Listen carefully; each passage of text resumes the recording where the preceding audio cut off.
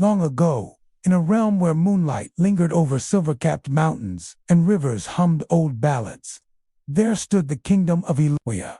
Eloia was a land of rolling green meadows, tall cypress trees, and bridges carved of pale stone. Every cobbled lane smelled faintly of lavender, and each night the air grew cool and gentle, carrying the hush of distant owls. The heart of Eloia was Arendelle, a citadel with spired towers wrapped in ivy. Its lanterns glowed amber through the mist, and its walls shimmered faintly beneath the moon. Inside those walls, the people told stories of valorous knights, wandering scholars, and spirits that roamed the ancient woods beyond the northern gates.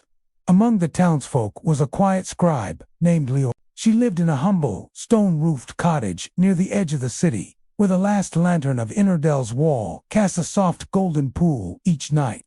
Leora's days were spent recording chronicles in faded scrolls, her quill whispering across parchment like a feather on water. Yet every evening, when the stars began to bloom above the valley, she would walk alone toward the whispering woods. The woods were known as the Glimmerholt, for their trees bore silver-green leaves that shimmered even in darkness. Some claimed the shimmer came from dew, kissed by the moon. Others swore it was the lingering touch of fairy dust. Whatever the reason, the forest held an otherworldly calm, and when the breeze passed through, the leaves made a sound like the hushed murmurs of distant voices. One cool autumn evening, Leora carried a small lantern of brass, its glass sides etched with curling vines. A candle flickered inside, casting tiny halos upon her cloak. She stepped past the city gates as the guards lowered their spears in a respectful nod, for all knew her gentle nature. The air smelled of pine needles and damp earth. Above, the moon had risen, round and watchful. As she walked along the narrow dirt path, her shoes brushed fallen leaves that crunched softly beneath her steps. Somewhere far away, a nightlark sang 3 plaintive notes. The song drifted over the meadows, then vanished into the dark canopy ahead. When Leora entered the Glimmerholt, the world hushed.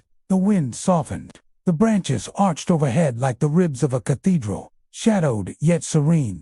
Her lantern's glow trembled against smooth, pale trunks of ash trees. She could almost believe the forest was listening. Deeper she went, past mossy roots and stones veined with quartz.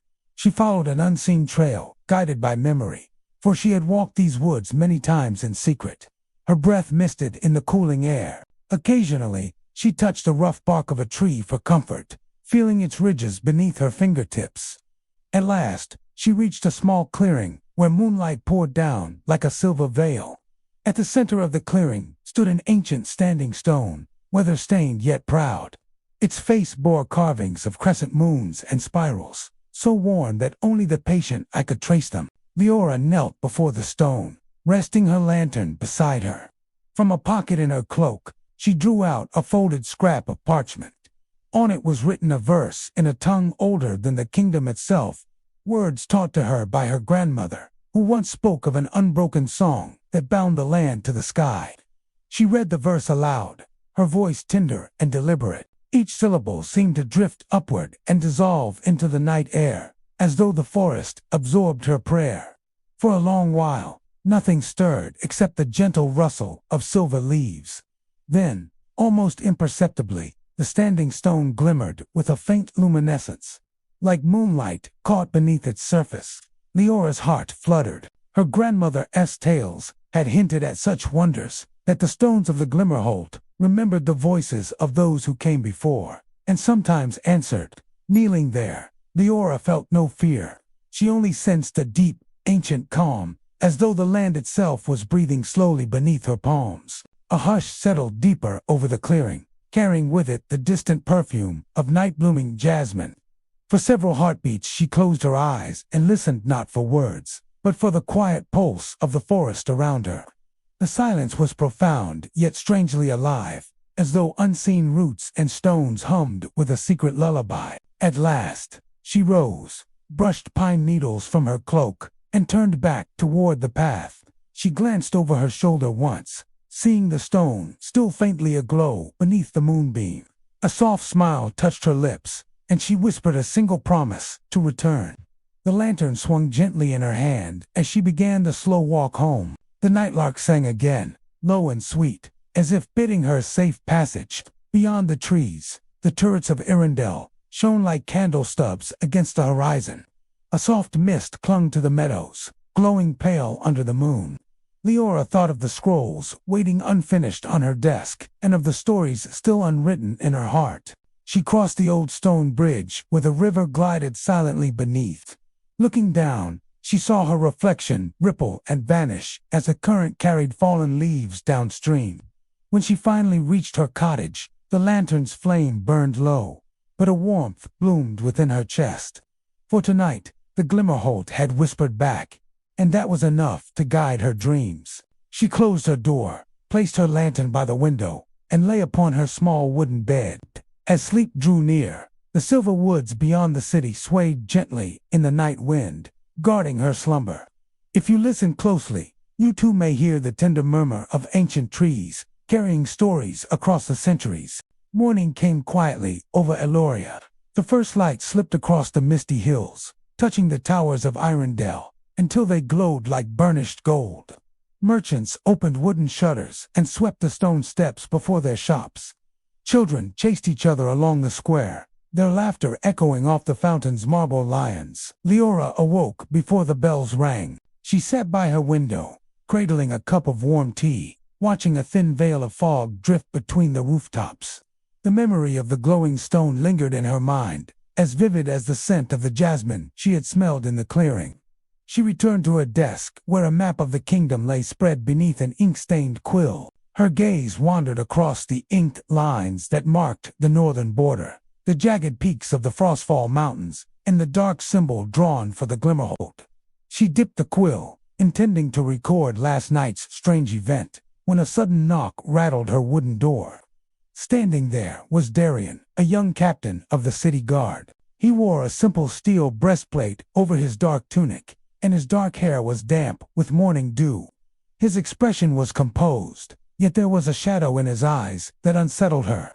He asked if she had noticed anything unusual in the woods. The question startled her, though she tried not to show it. She hesitated, then answered truthfully that the woods had seemed calm, though she spared him the detail of the glowing stone. Darian explained that a patrol had gone missing beyond the river road at dawn. The men had been sent to inspect the old watchtower near the forest's edge, but had not returned.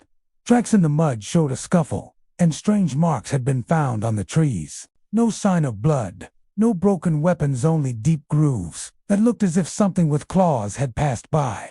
A chill spread through Leora's chest. She agreed to help by recording the report in the city's log, but Darian asked her for more. He believed her knowledge of the Glimmerholt might reveal something others overlooked. For years, she had listened to the tales of elders and mapped the forest paths in her journals. Together, they left the city gate as the bells tolled the second hour. Mist still clung to the meadow grass. Their boots sank into soft earth where the river's flood had not yet dried. The only sound was the steady splash of water under the bridge and the distant caw of a lone crow. When they reached the watchtower, they found the door ajar. The hinges creaked as Darian pushed it wide. Inside lay scattered straw from the guards' bedding, but no trace of the men. A half-burned torch still stood in the wall sconce, and a blackened kettle of last night's stew rested cold upon the hearthstone. Outside, the claw marks marred 3 trees in a row. Each gash was longer than a man's hand, deep enough to expose the pale wood beneath the bark. Leora brushed her fingertips against one of the marks and felt the splintered edges still fresh. The forest beyond the tower loomed darker than she remembered, the silver leaves barely catching the daylight. Darian studied the ground carefully. He found a footprint partly filled with rainwater, larger than any boot. Beside it was a faint trail that bent into the shadows beneath the trees. The path led northward, deeper into the Glimmerholt.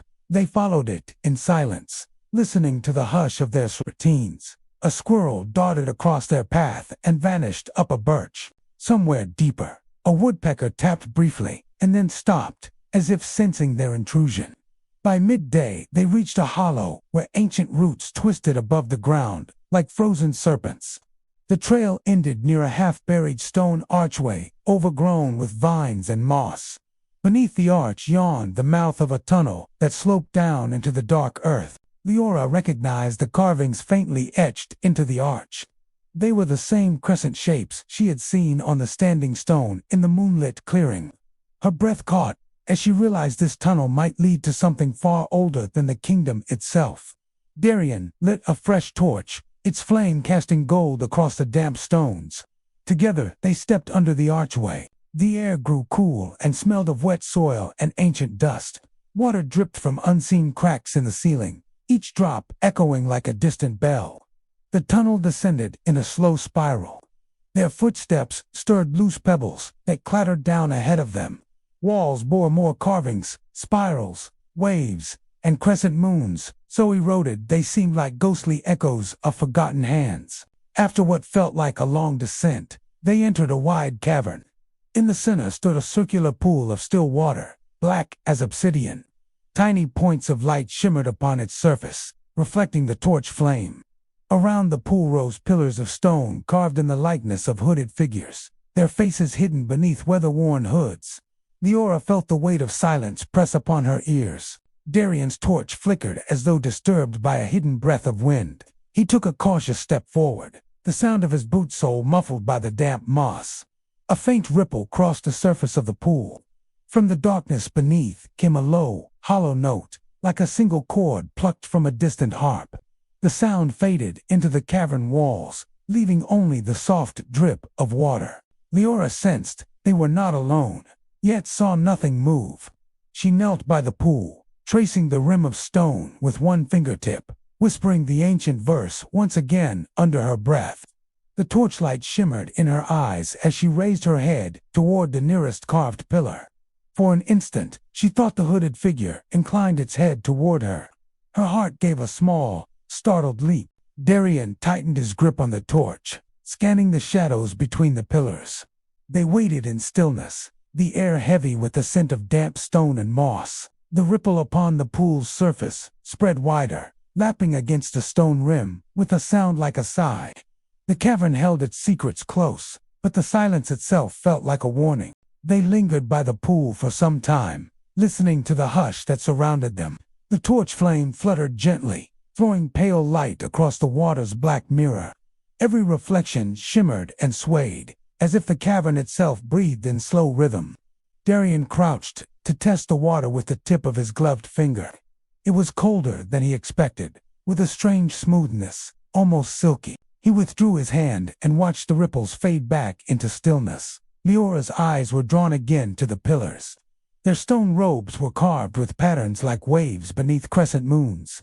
She brushed away a thin veil of moss and found faint traces of gold leaf still clinging to the grooves. The remnants suggested these figures had once been adorned, perhaps worshipped or honored by long-gone folk. She felt the urge to speak, to fill the silence, but her voice caught at the base of her throat. Instead, she traced the carvings with her fingertips, her mind filling with images of moonlit rites and whispered prayers spoken centuries before. Darian noticed a narrow stair carved into the far wall. The steps descended deeper, curling around the cavern's edge until the shadows swallowed them.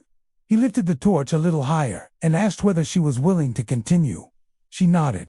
The air smelled of damp earth and something faintly metallic, like old coins kept too long in a wooden chest. Their footsteps sounded soft and deliberate as they began the descent, careful not to disturb the brittle edges of the ancient steps.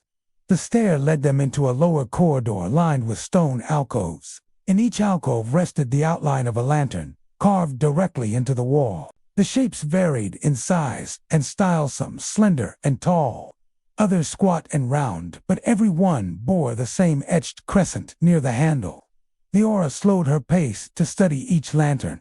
Her thoughts returned to the stories her grandmother once told of a bronze lamp kept deep beneath Caerwyn's chapel.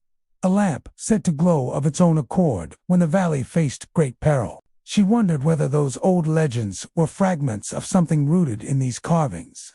The corridor eventually opened into a chamber, smaller than the cavern above, but warmer in tone, for its walls were lined with clay bricks instead of raw stone. In the center stood a pedestal draped in dust-laden cobwebs, Upon it rested a covered object no larger than a helmet, shrouded beneath a rotting cloth. Darian stepped forward first.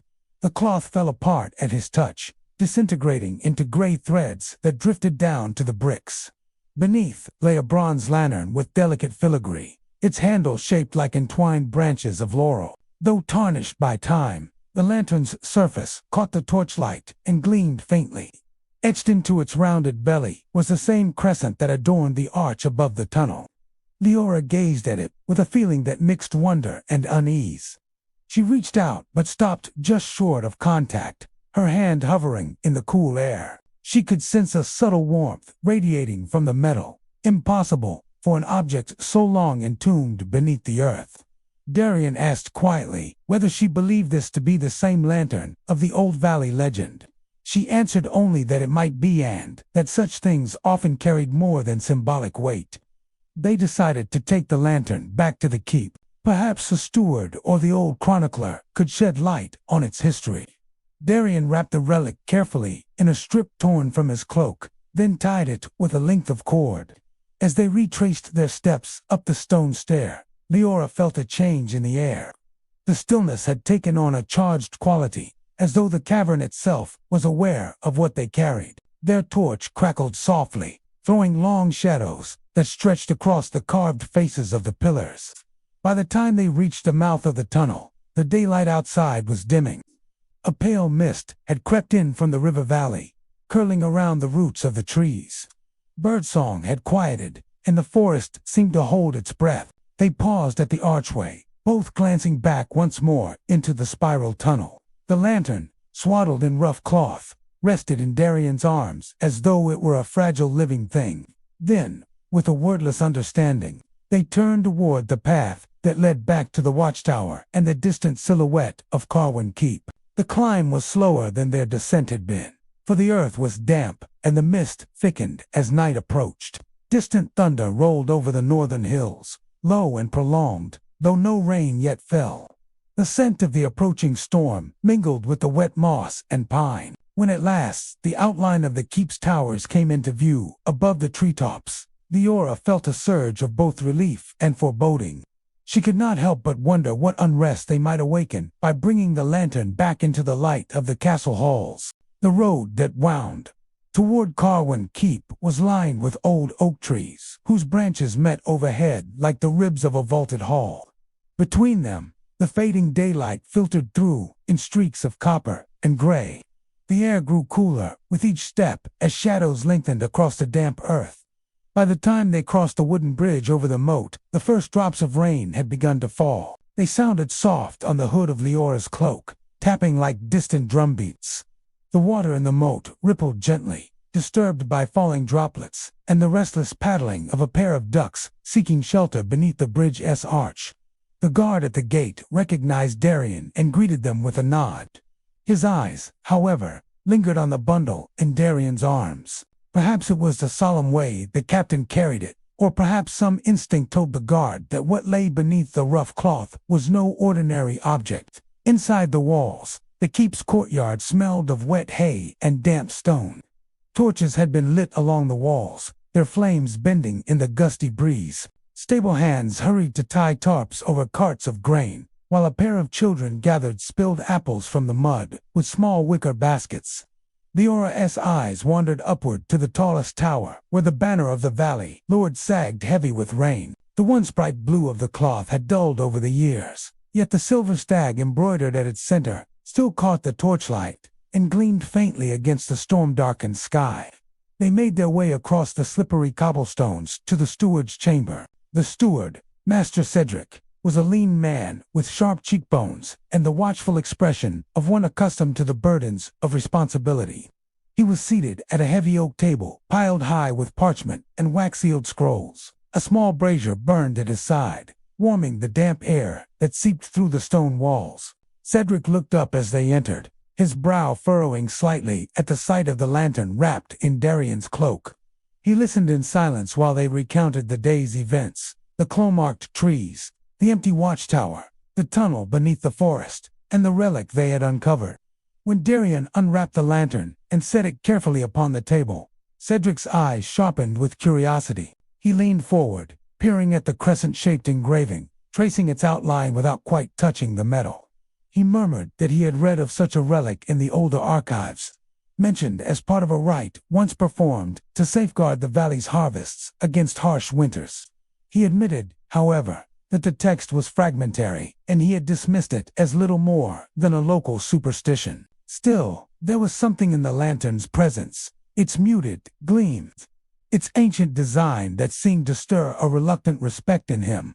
As the rain fell harder outside, Cedric summoned the chronicler of the keep, an elderly scholar named Brother Cadiz. The old man shuffled in, wearing a woolen robe patched at the elbows, his ink-stained fingers clasping a leather-bound ledger. His eyes lit with something like recognition when he beheld the lantern, though his first words were a quiet question. Where had it been found, and why had it been brought here after so many years in the earth? Leora explained all they had seen and heard beneath the glimmer. Caldas nodded slowly, as if piecing together the fragments of a story long left unfinished. He said that the last mention of the lantern in the chronicles dated back more than 2 centuries to a time when a bitter winter nearly destroyed the valley's crops and drove the people to the brink of famine. According to the record, the lantern was carried to the chapel, lit during the longest night of the year, and by dawn the frost had receded from the fields. Darian remained standing by the table, his arms folded, listening in thoughtful silence. Rain drummed against the shutters, and a gust of wind rattled the iron latch on the window. The brazier's flames danced and hissed as a stray drop of water found its way down the chimney stones. Caldas added that, if the lantern was indeed the same relic, its reappearance might not be a coincidence. There had been rumors of unrest in the northern passes, and whispers that the warlord Althor of the Broken Pike had begun gathering forces again. The valley's borders, long peaceful, might soon be tested. Cedric's gaze darkened at the mention of Althor's name. He tapped the table lightly with the tip of one finger, deep in thought. Finally, he suggested that the Lord of Caerwyn must be informed without delay. A relic tied to the valley's fate could not be ignored, especially when the threat of war loomed so near.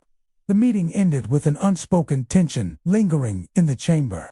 Leora wrapped her cloak tighter around her shoulders as they left, feeling the weight of both the storm outside and the old legends revived within those stone walls. Night had fully settled over the keep by the time she retired to her chamber.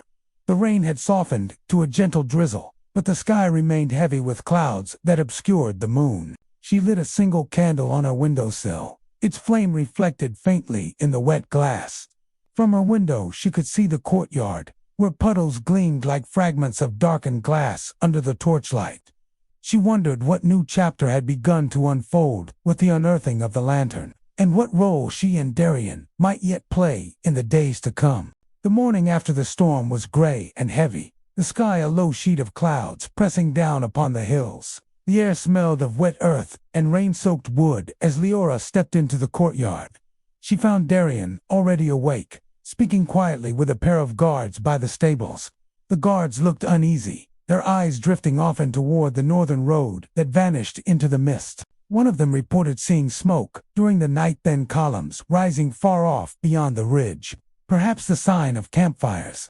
No one could tell whether it came from merchants or soldiers, but the uncertainty left them restless. Darian dismissed the guards with calm words and joined Leora beneath the eaves of the stable roof. He seemed weary, yet alert, as if his thoughts had not settled since their journey to the tunnel. He asked whether she had slept, and she admitted that her dreams had been restless, filled with fragments of moonlight on water and the silent faces of the stone pillars. Before either could say more, a bell rang from the watchtower, 3 slow tolls, the signal for a messenger's arrival. They watched as a rider in a rain-darkened cloak entered through the gate, his horse's hooves splashing in the puddles of the courtyard. The rider carried a sealed letter marked with a crimson wax crest, unfamiliar to Leora, but recognized at once by Darian. The message bore grim news. A band of scouts loyal to the warlord Althor had been spotted near the northern ford. No attack had yet been made, but their presence was a warning that Althor's forces were probing the valley's defenses. Cedric convened a council in the Great Hall that afternoon. The room smelled faintly of damp wool and smoldering pine logs from the hearth. Banners hung motionless in the still air, their colors muted in the dim light that filtered through the narrow arched windows. Around the long table sat the Lord of Caerwyn, Lord Edric, a man with silver in his beard and a gaze that was both steady and tired. Darian stood at his right hand, while Cedric unrolled a fresh map and weighed its corners down with small stones. Brother Caldus joined them with his ledger, and Leora sat quietly near the end of the table, her ink and parchment ready for the record. The talk turned to defenses, repairing the northern palisade, summoning the village levy, sending a rider to the nearest ally for support. Though the valley had known peace for nearly a generation, the memories of past wars lingered in the eyes of the older men present. At the mention of the lantern, Lord Edric's brows furrowed. He listened to Caldus recount the old tale of the harsh winter and the lantern's role in the valley's survival. Though he said little, his fingers drummed lightly on the table as he weighed both the superstition and the strange timing of the relic's return. Outside, the drizzle turned to a fine mist that veiled the hills in silver. When the council dispersed, Leora found herself drawn once more to the forest path beyond the gate. She needed the quiet of the trees to clear her thoughts. She wandered beneath the canopy, where drops of water still clung to the needles of pine and the broad leaves of ash trees. Birdsong was muted, as if the woodland sensed the coming tension. The soil was soft beneath her boots, each step releasing the scent of crushed fern and damp bark. Near the riverbank, she met Ira, the huntress who had been her childhood friend. Ira's brown cloak was flecked with rain, and her quiver hung low at her hip. She greeted Leora warmly, yet with a trace of unease in her eyes. Ira spoke of strange signs deeper in the glimmerhold patches of earthclot, as if by some great animal, and deer found skittish and unwilling to drink from certain pools. She had even found an abandoned campsite, the ashes still warm, but with no trace of who had left it. Leora felt the old childhood bond strengthen in that moment, a reassurance amid the uncertainty. They walked together along the river, their conversation quiet, remembering when they once raced along these banks as carefree girls. But the memories were tinged now with a shadow that neither could dismiss. As the day faded toward dusk, they parted with a promise to meet again soon, for Ira intended to guide a patrol into the northern glades at first light. Leora returned to the keep as the evening bell rang, its chime echoing across the misty valley. Inside the keep's walls, the lantern had been placed in the chapel beneath the stained glass window that depicted the valley's founding. Its bronze frame caught the glow of the altar candles, reflecting a faint golden hue, as though it still held a spark within. Brother Caldus kept a close watch over it, noting each hour whether it changed in warmth or color. That night, as Leora wrote in her journal by candlelight, she thought of the lantern resting silently in the chapel below. She wondered if the relic waited for some sign, some need, before it would show its true nature. Indeed, the old tale was not merely legend. Rain pattered gently at the window once more, and far in the distance, somewhere beyond the northern ridge, thunder rolled again like a slumbering beast. The next morning dawned pale and cold, the mist clinging to the valley as if reluctant to lift. The watchtower bell rang twice as the gates creaked open for the patrol. Men gathered in the courtyard, armored soldiers of Caerwyn, their mail coats damp with dew, along with a few seasoned hunters who knew the forest paths better than any map. Ira led the patrol, her bow slung across her shoulder. Darian rode beside her, helm tucked beneath his arm, his dark cloak trailing like a shadow over the flanks of his horse. Behind them followed 6 soldiers, 2 mounted and 4 on foot, carrying spears tipped with steel that glimmered faintly in the gray light. Leora stood near the gate, her cloak pulled tight against the chill breeze. She exchanged a few quiet words with Ira before they departed, a promise to keep watch for each other's return. Brother Caldus appeared briefly as well, giving a short blessing over the company, his deep voice carrying across the damp morning air. The patrol moved out, their horses' hooves muffled by the wet earth as they followed the narrow road northward, past the last farmsteads and into the creeping edge of the Glimmerholt forest. The trees here grew tall and close, their trunks streaked with moss, their upper branches tangled in veils of pale lichen. that swayed slightly in the breeze. The forest floor was spongy beneath fallen needles and layered leaves, releasing the scent of rot and green sap when disturbed. Birdsong was scarce. Only the soft cooing of wood doves and the distant call of a jay broke the silence. As they rode deeper, Darian spoke quietly to Ira about the signs they might encounter: tracks of enemy scouts, broken twigs from hurried passage, or scraps of torn cloth snagged on thorn bushes. Ira listened but kept her eyes scanning the path ahead, every sense alert. They paused by a stream to water the horses. One of the younger soldiers, Jareth, knelt to drink from the clear current, cupped in his hands, but an older hunter warned him to be cautious. Many pools in these woods were said to be tainted or cursed by the forest spirits. Jareth laughed nervously but stepped back, unsettled by the hunter's stern gaze. A mile further on, the company discovered the remnants of a campsite, a circle of stones blackened by recent fire, the ash still faintly warm beneath the drizzle. There were boot prints in the mud, heavier than a hunter's, and more numerous than a single traveler's. A tattered strip of crimson cloth lay tangled in the bramble, its edges frayed and damp. Darian crouched to study the prints. They moved in haste, he said, his voice low but carrying. 3, perhaps 4 men, heading eastward into the deeper thickets, not villagers. Armed. A tense silence settled over the group until Ira gave the signal to follow the trail. The company moved off the main path, branches scratching at their cloaks as the undergrowth thickened. Their progress slowed, the air growing cooler and stiller beneath the dense canopy. By mid-afternoon, they reached a clearing where the trees fell away to reveal an ancient stone arch, half buried in roots and vines. Its weathered surface bore faint carvings, patterns of spirals and stars so eroded they were barely visible. No one knew its purpose, but even the soldiers lowered their voices instinctively in its presence. One of the hunters, a broad-shouldered man named Rowan, remarked that the arch was older than the keep itself, perhaps older than the valley's first settlers. Ira warned them not to linger. The tracks led onward across the clearing and into a darker stretch of the Glimmerhold, where mist pooled, thick as wool. As the day waned, the company halted to rest. They lit a small, smokeless fire beneath a rock overhang, sharing strips of dried venison and hard bread. Conversation drifted in low tones, the soldiers speaking of home and the families they left behind, the hunters recounting old tales of the forest, some told to warn, others to amuse. Jareth listened wide-eyed to Rowan's tale of a silver stag said to appear in the woods on nights when the moon was veiled, guiding lost travelers to safety or luring them deeper into danger. The men laughed softly, though their laughter faded as the wind shifted, carrying the distant snap of a breaking branch somewhere in the dark beyond their circle of light. Darian rose at once, his hand on the hilt of his sword.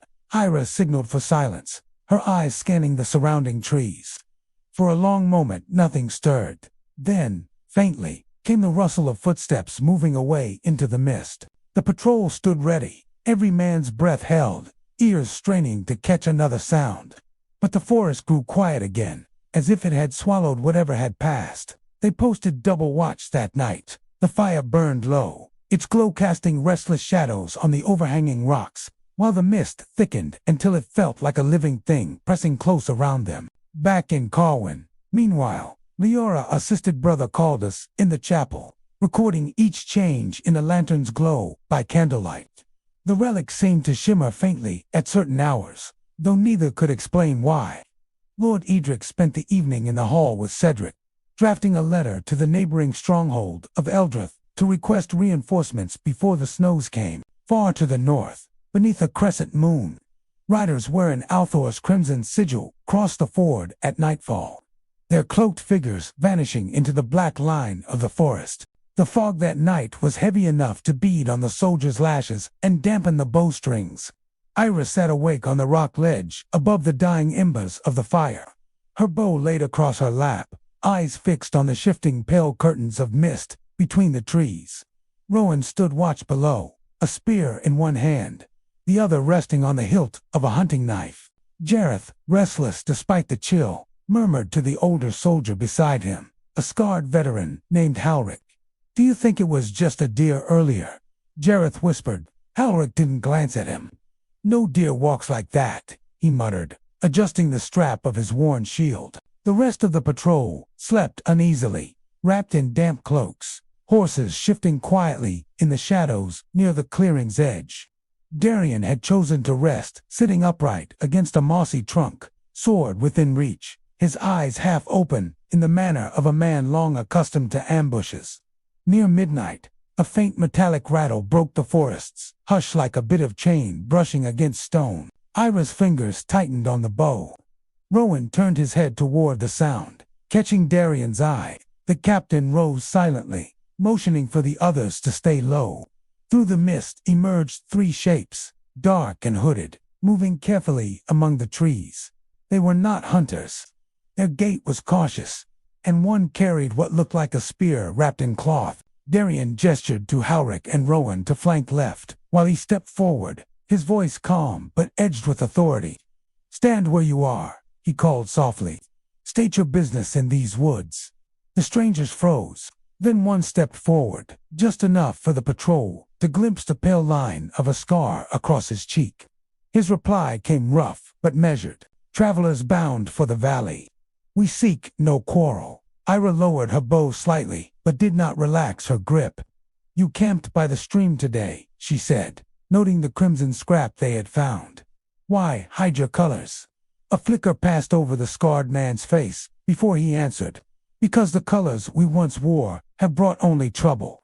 We're deserters from Althor's levy. We want no part in his war." A murmur rippled through the patrol. Halric's expression hardened. "Deserters can still be spies," he warned. The second stranger shifted, revealing a bow slung across his back. The third kept silent, hood drawn low. Darian's eyes never left the scarred man. "If you truly seek peace, you'll come with us to Caerwyn and answer to Lord Edric. Lay down your arms and you'll not be harmed." For a heartbeat it seemed the strangers might comply. Then the hooded figure muttered something under his breath, and suddenly the forest seemed to stir around them. A sharp whistle cut through the fog, and from the dark thickets to the right burst to more men, cloaked and armed with short blades. Ira's arrow was loosed before the newcomers could close the distance. It thudded into the ground at one man's feet, forcing him to stumble aside. Rowan swung his spear to meet the other's rush, the haft cracking against the attacker's forearm. Chaos erupted in the narrow clearing. Darian met the scarred deserter blade to blade, steel ringing muffled beneath the trees. Halric barked orders, shoving Jareth behind him as the boy fumbled to ready his spear. The skirmish was short and brutal. Rowan managed to knock one man to the ground, pinning him beneath a knee, while Ira's second arrow grazed the shoulder of the hooded figure as he lunged for Darian. The deserters, realizing they were outnumbered and outmatched, broke and fled back into the trees. One of them cried out in pain as he stumbled into the undergrowth but did not return. Breathing hard, Darian stood over the scarred man he had disarmed, the tip of his sword pressing lightly against the man's collarbone. "Enough," Darian said. "You'll live to answer to Caerwyn's lord. You do nothing foolish." The captured man spat to the side, but nodded. His companions had vanished into the mist. Halric bound the prisoner's hands with a length of rope from his own kit. Rowan retrieved the fallen weapons, while Ira checked the shadows beyond the clearing to be sure no more foes lurked nearby. When the patrol settled again, the fire had burned low to a heap of glowing embers.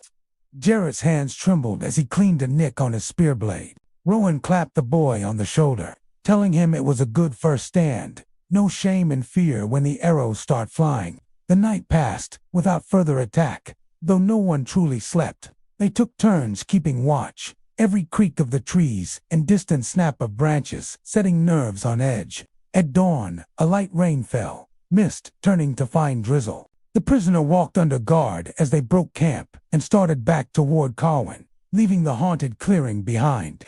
Back at the keep, the lantern's glow brightened unexpectedly as the morning fog rolled into the valley, casting long, strange beams through the chapel's narrow windows. Brother Caldess watched it in silence, uncertain whether to take the sign as blessing or warning. Far away, Althor's main host gathered near the stone bridge of Eld Hollow, their banners slick with rain, preparing for their first push toward Caerwyn's border. The returning patrol entered Caerwyn Keep just as the first light of day brushed the valley. The portcullis creaked upward, and the tired horses clopped across damp cobblestones into the bailey. Villagers who had brought in their goats for the night's safety lingered by the gates, curious eyes following the mud-streaked riders and the lone prisoner walking between them. Rowan dismounted and handed his reins to a sleepy stable boy, giving a quiet word of thanks. Ira stretched stiffly, slinging her bow across her back. Jareth nearly stumbled as he swung down, earning a steadying grip from Howrick, who gave him a half-smile that said, "You survived your first skirmish." A bell tolled from the chapel tower 3 slow notes to mark the morning hour. From the courtyard well, to washerwomen paused to whisper about the prisoner and the state of the patrol, their buckets rocking gently on the stone rim. The prisoners who had fallen back, revealing the scar that cut across his cheekbone. A few of the castle's children, too young to understand the fear of war, pointed at him before their mothers hurried them indoors. Darian led the group straight to the inner hall. The great doors stood open to let in the dawn's pale air, revealing the long stone chamber beyond. Its walls hung with faded tapestries of past hunts and battles. Rushes newly laid on the floor gave off the scent of fresh-cut reeds. Lord Edric sat already at the head of the oaken table, a broad-shouldered man with streaks of silver at his temples. Beside him, Lady Marental, dark-haired, wrapped in a fedged mantle, looked up from a parchment she'd been reading. At the table's side sat Brother Caldus, hands folded as if in prayer, eyes lowered. As the patrol entered, Edric rose to meet them. His voice, though low, carried the weight of command. "Report." Darian saluted lightly. "For strangers in the forest near Eldenbrook, my lord, deserters from Althor's ranks, we captured one. The others fled." Edric's gaze fell on the prisoner. The scarred man stood straight, despite his bound hands. "Your name?" Edric demanded. "Seren, once of Althor's levy," the man said. "I deserted when I saw he means to burn the villages that yield no tithe." A faint murmur stirred around the table. Lady Maren's brow furrowed. "You claim mercy guided you to desertion," she said softly. "But mercy rarely drives men to hide in mists with knives drawn." Seren shifted but held her gaze. "I ran to save my own skin, but I tell you true. Althor gathers 300 spears at Eld Hollow. By tomorrow night they will march." The hall fell into uneasy silence. Edric turned toward Darian. "Bring our other captains. We'll hold council at once." Servants moved quickly. One boy ran for the smith-turned-militia leader, Master Thorn. Another went to fetch Captain Rowan of the River Watch, and an older maid hurried to summon the village elder, a bent but sharp-eyed woman named Brita. While they gathered, Ira lingered by one of the high, narrow windows. Beyond it, the valley spread in soft layers of morning mist. She thought of the druidic shrine hidden in the woods, and the way the lantern's light had shifted at dawn. Brother Caldus, as if reading her thought, stepped to her side. "You saw it too," he murmured. "The lantern shone brighter when the fog rolled in. I wonder whether it warns us or shields us."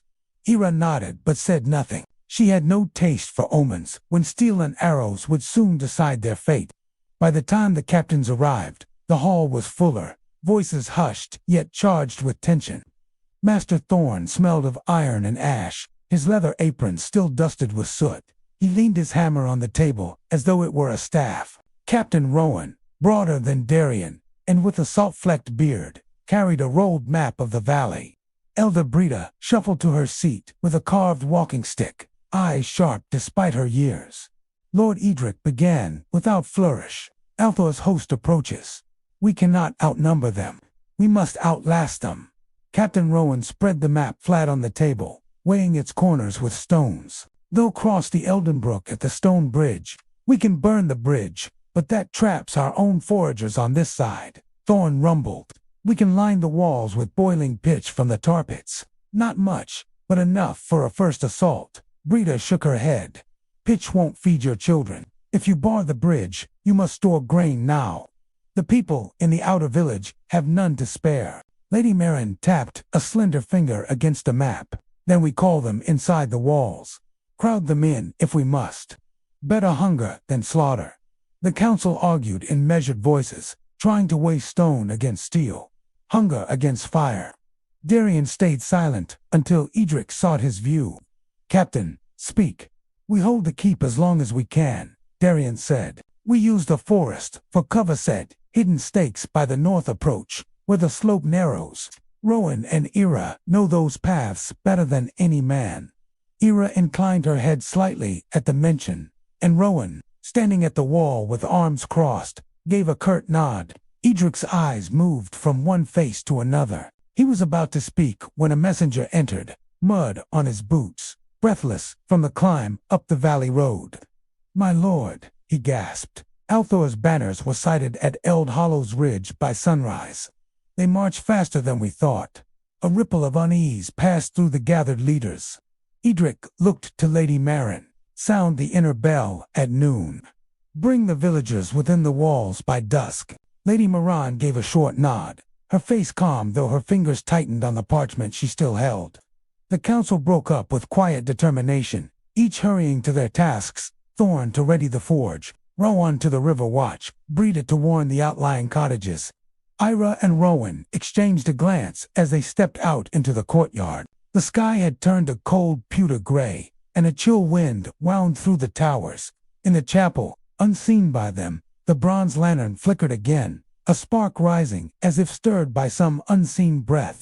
By midday, the outer bell began to toll, low and heavy, rolling across the valley like the hum of distant thunder.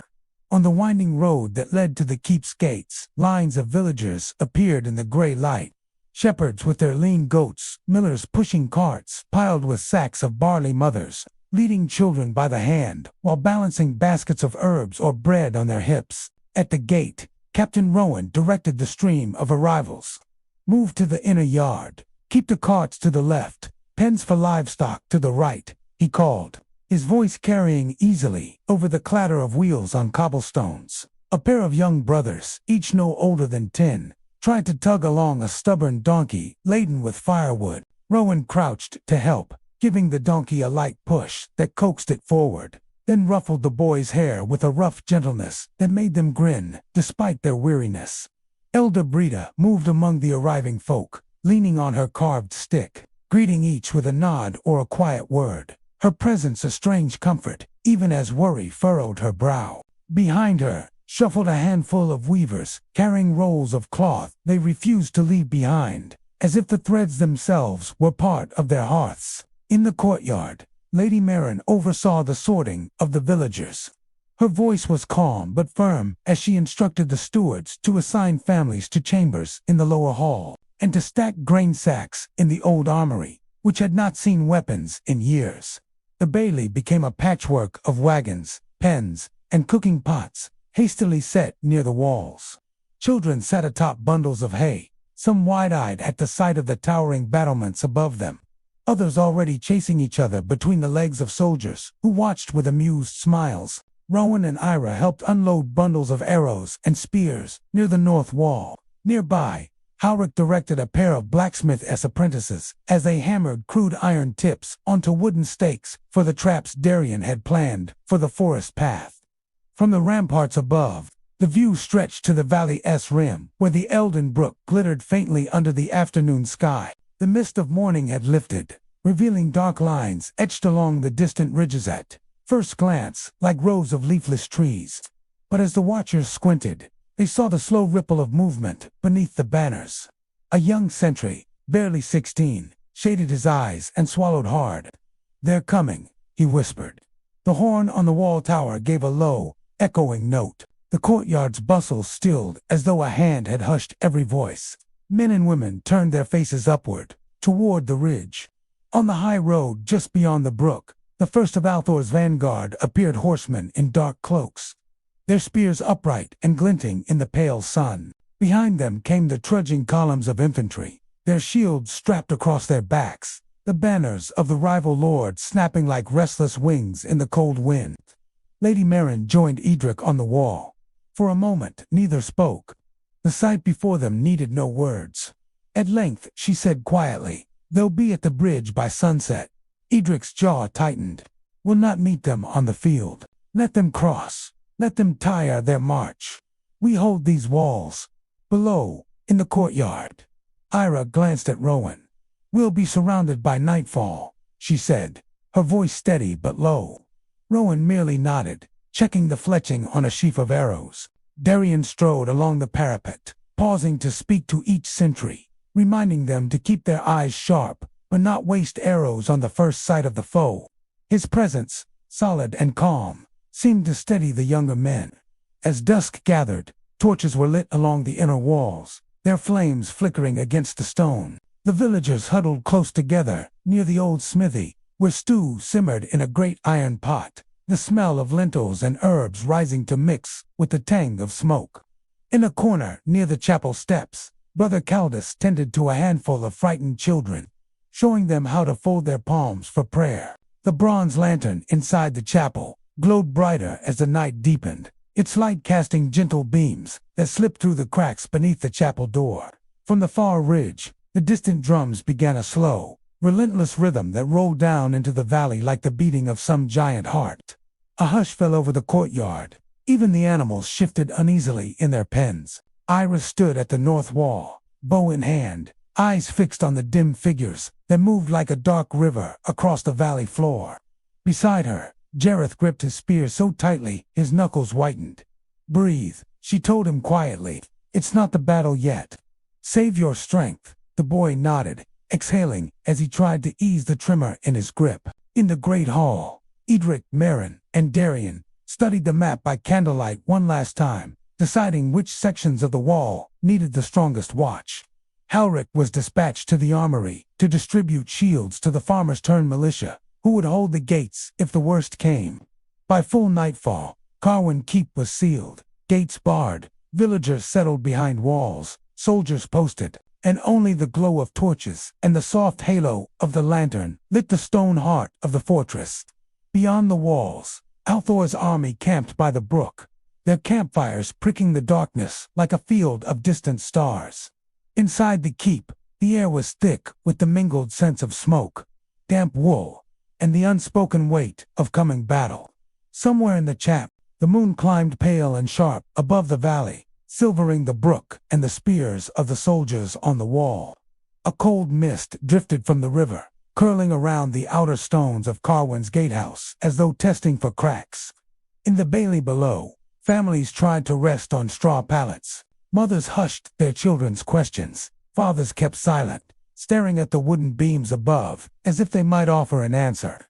The smell of smoke from the evening cookfire lingered, mingled with the musk of damp wool blankets and livestock penned near the south wall. Near the chapel steps, Brother Caldus knelt in prayer, his lips moving silently while his fingers traced the shape of a lantern flame on the floor before him.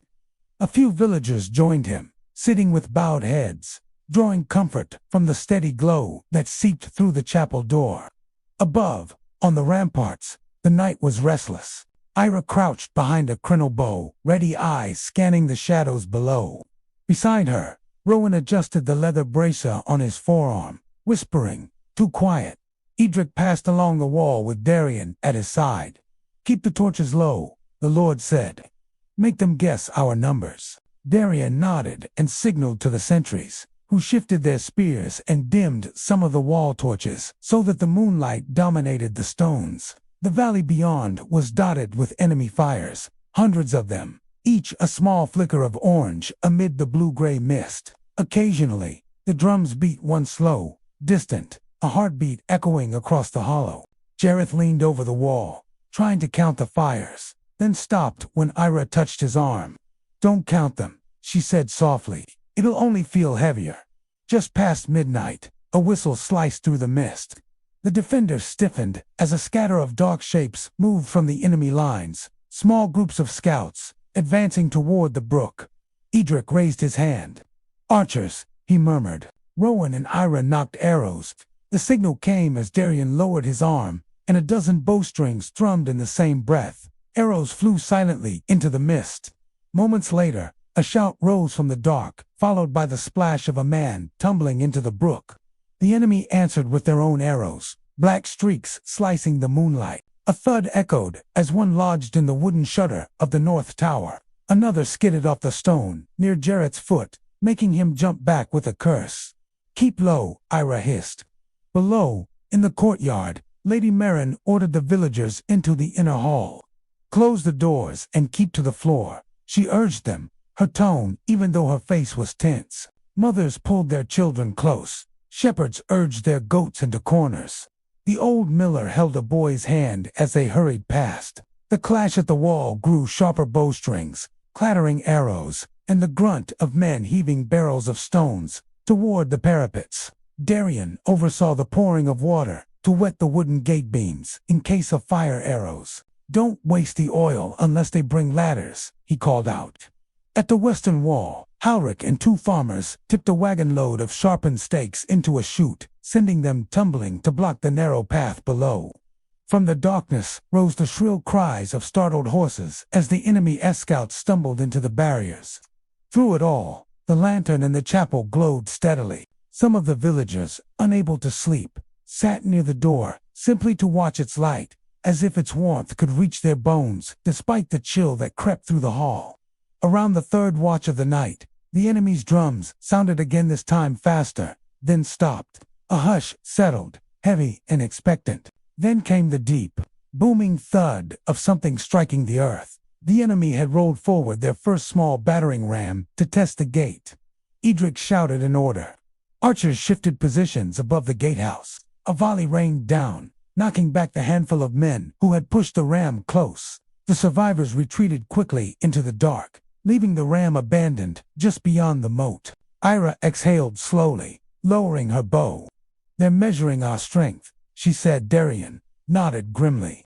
"They'll come harder tomorrow." A gust of wind swept across the wall, carrying the scent of wet earth and smoke from distant campfires. For a brief heartbeat, the valley fell quiet, except for the rustling of banners and the faint murmur of prayers below. By dawn, the mist had thickened again, veiling the valley in white. The first siege night had passed, but the shadow of the drums lingered in every ear, and the defenders knew the true assault had yet to come. The second dawn came pale and wet, the mist rolling low against the walls of Caerwyn Keep. The night dew had soaked the thatch of the cottages inside the bailey and glazed the wooden planks of the drawbridge so that every boot left a dark, damp mark. The courtyard was already alive with movement. The blacksmith, Master Harl, hauled his anvil beneath a canvas awning near the inner gate, hammering spearheads as two apprentices pumped the bellows with steady rhythm. The ring of iron against iron echoed off the keep's stone walls, sharp and constant, like the beat of a distant drum.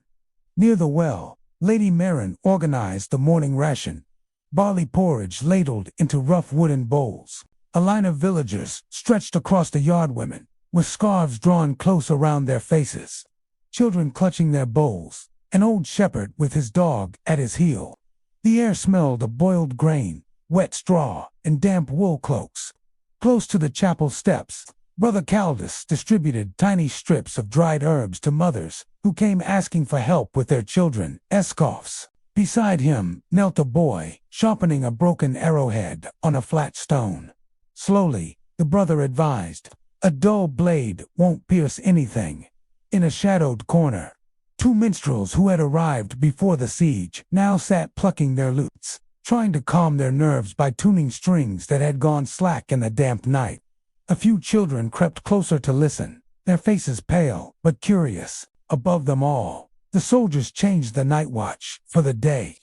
Rowan descended the wall steps, rubbing his stiff shoulders, while his place was taken by a red-haired spearman named Khan and a broad-faced farmer-turned-militiaman called Lurik. They leaned on their spears and peered into the mist beyond the moat.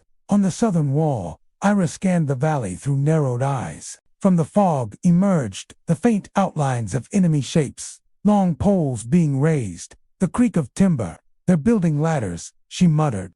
Darian joined her with a spyglass, confirming what she saw. "And there," he pointed farther off, "two frames for siege towers. They'll drag them by night."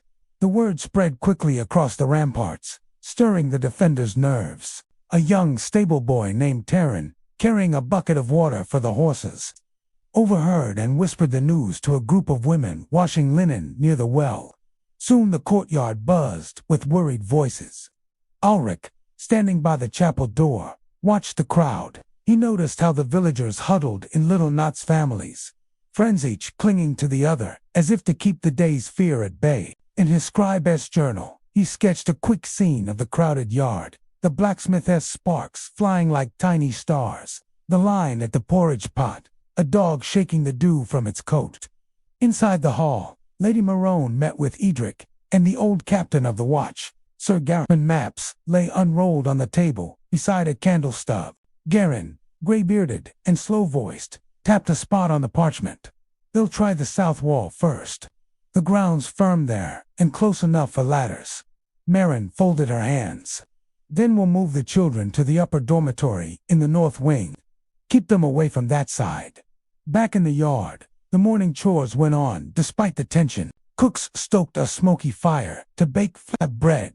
The smell of warm flour drifted over the lines of soldiers waiting for their share. A potter carried jars of water to refill barrels along the wall. A pair of old men mended broken fence posts to serve as makeshift stakes for the next night's defenses. Jareth, the young page, trained with a wooden sword against a straw dummy near the stables, his strikes too fierce for his thin frame. A few boys of the village gathered to watch him, cheering every blow until the dummy's head toppled off the post. As midday passed, the enemy's drums began again, slow at first, then in a pattern like thunder. Shadows moved in the mist, more men hauling timber, sharpening stakes. The glint of iron flashed as they raised shields in formation.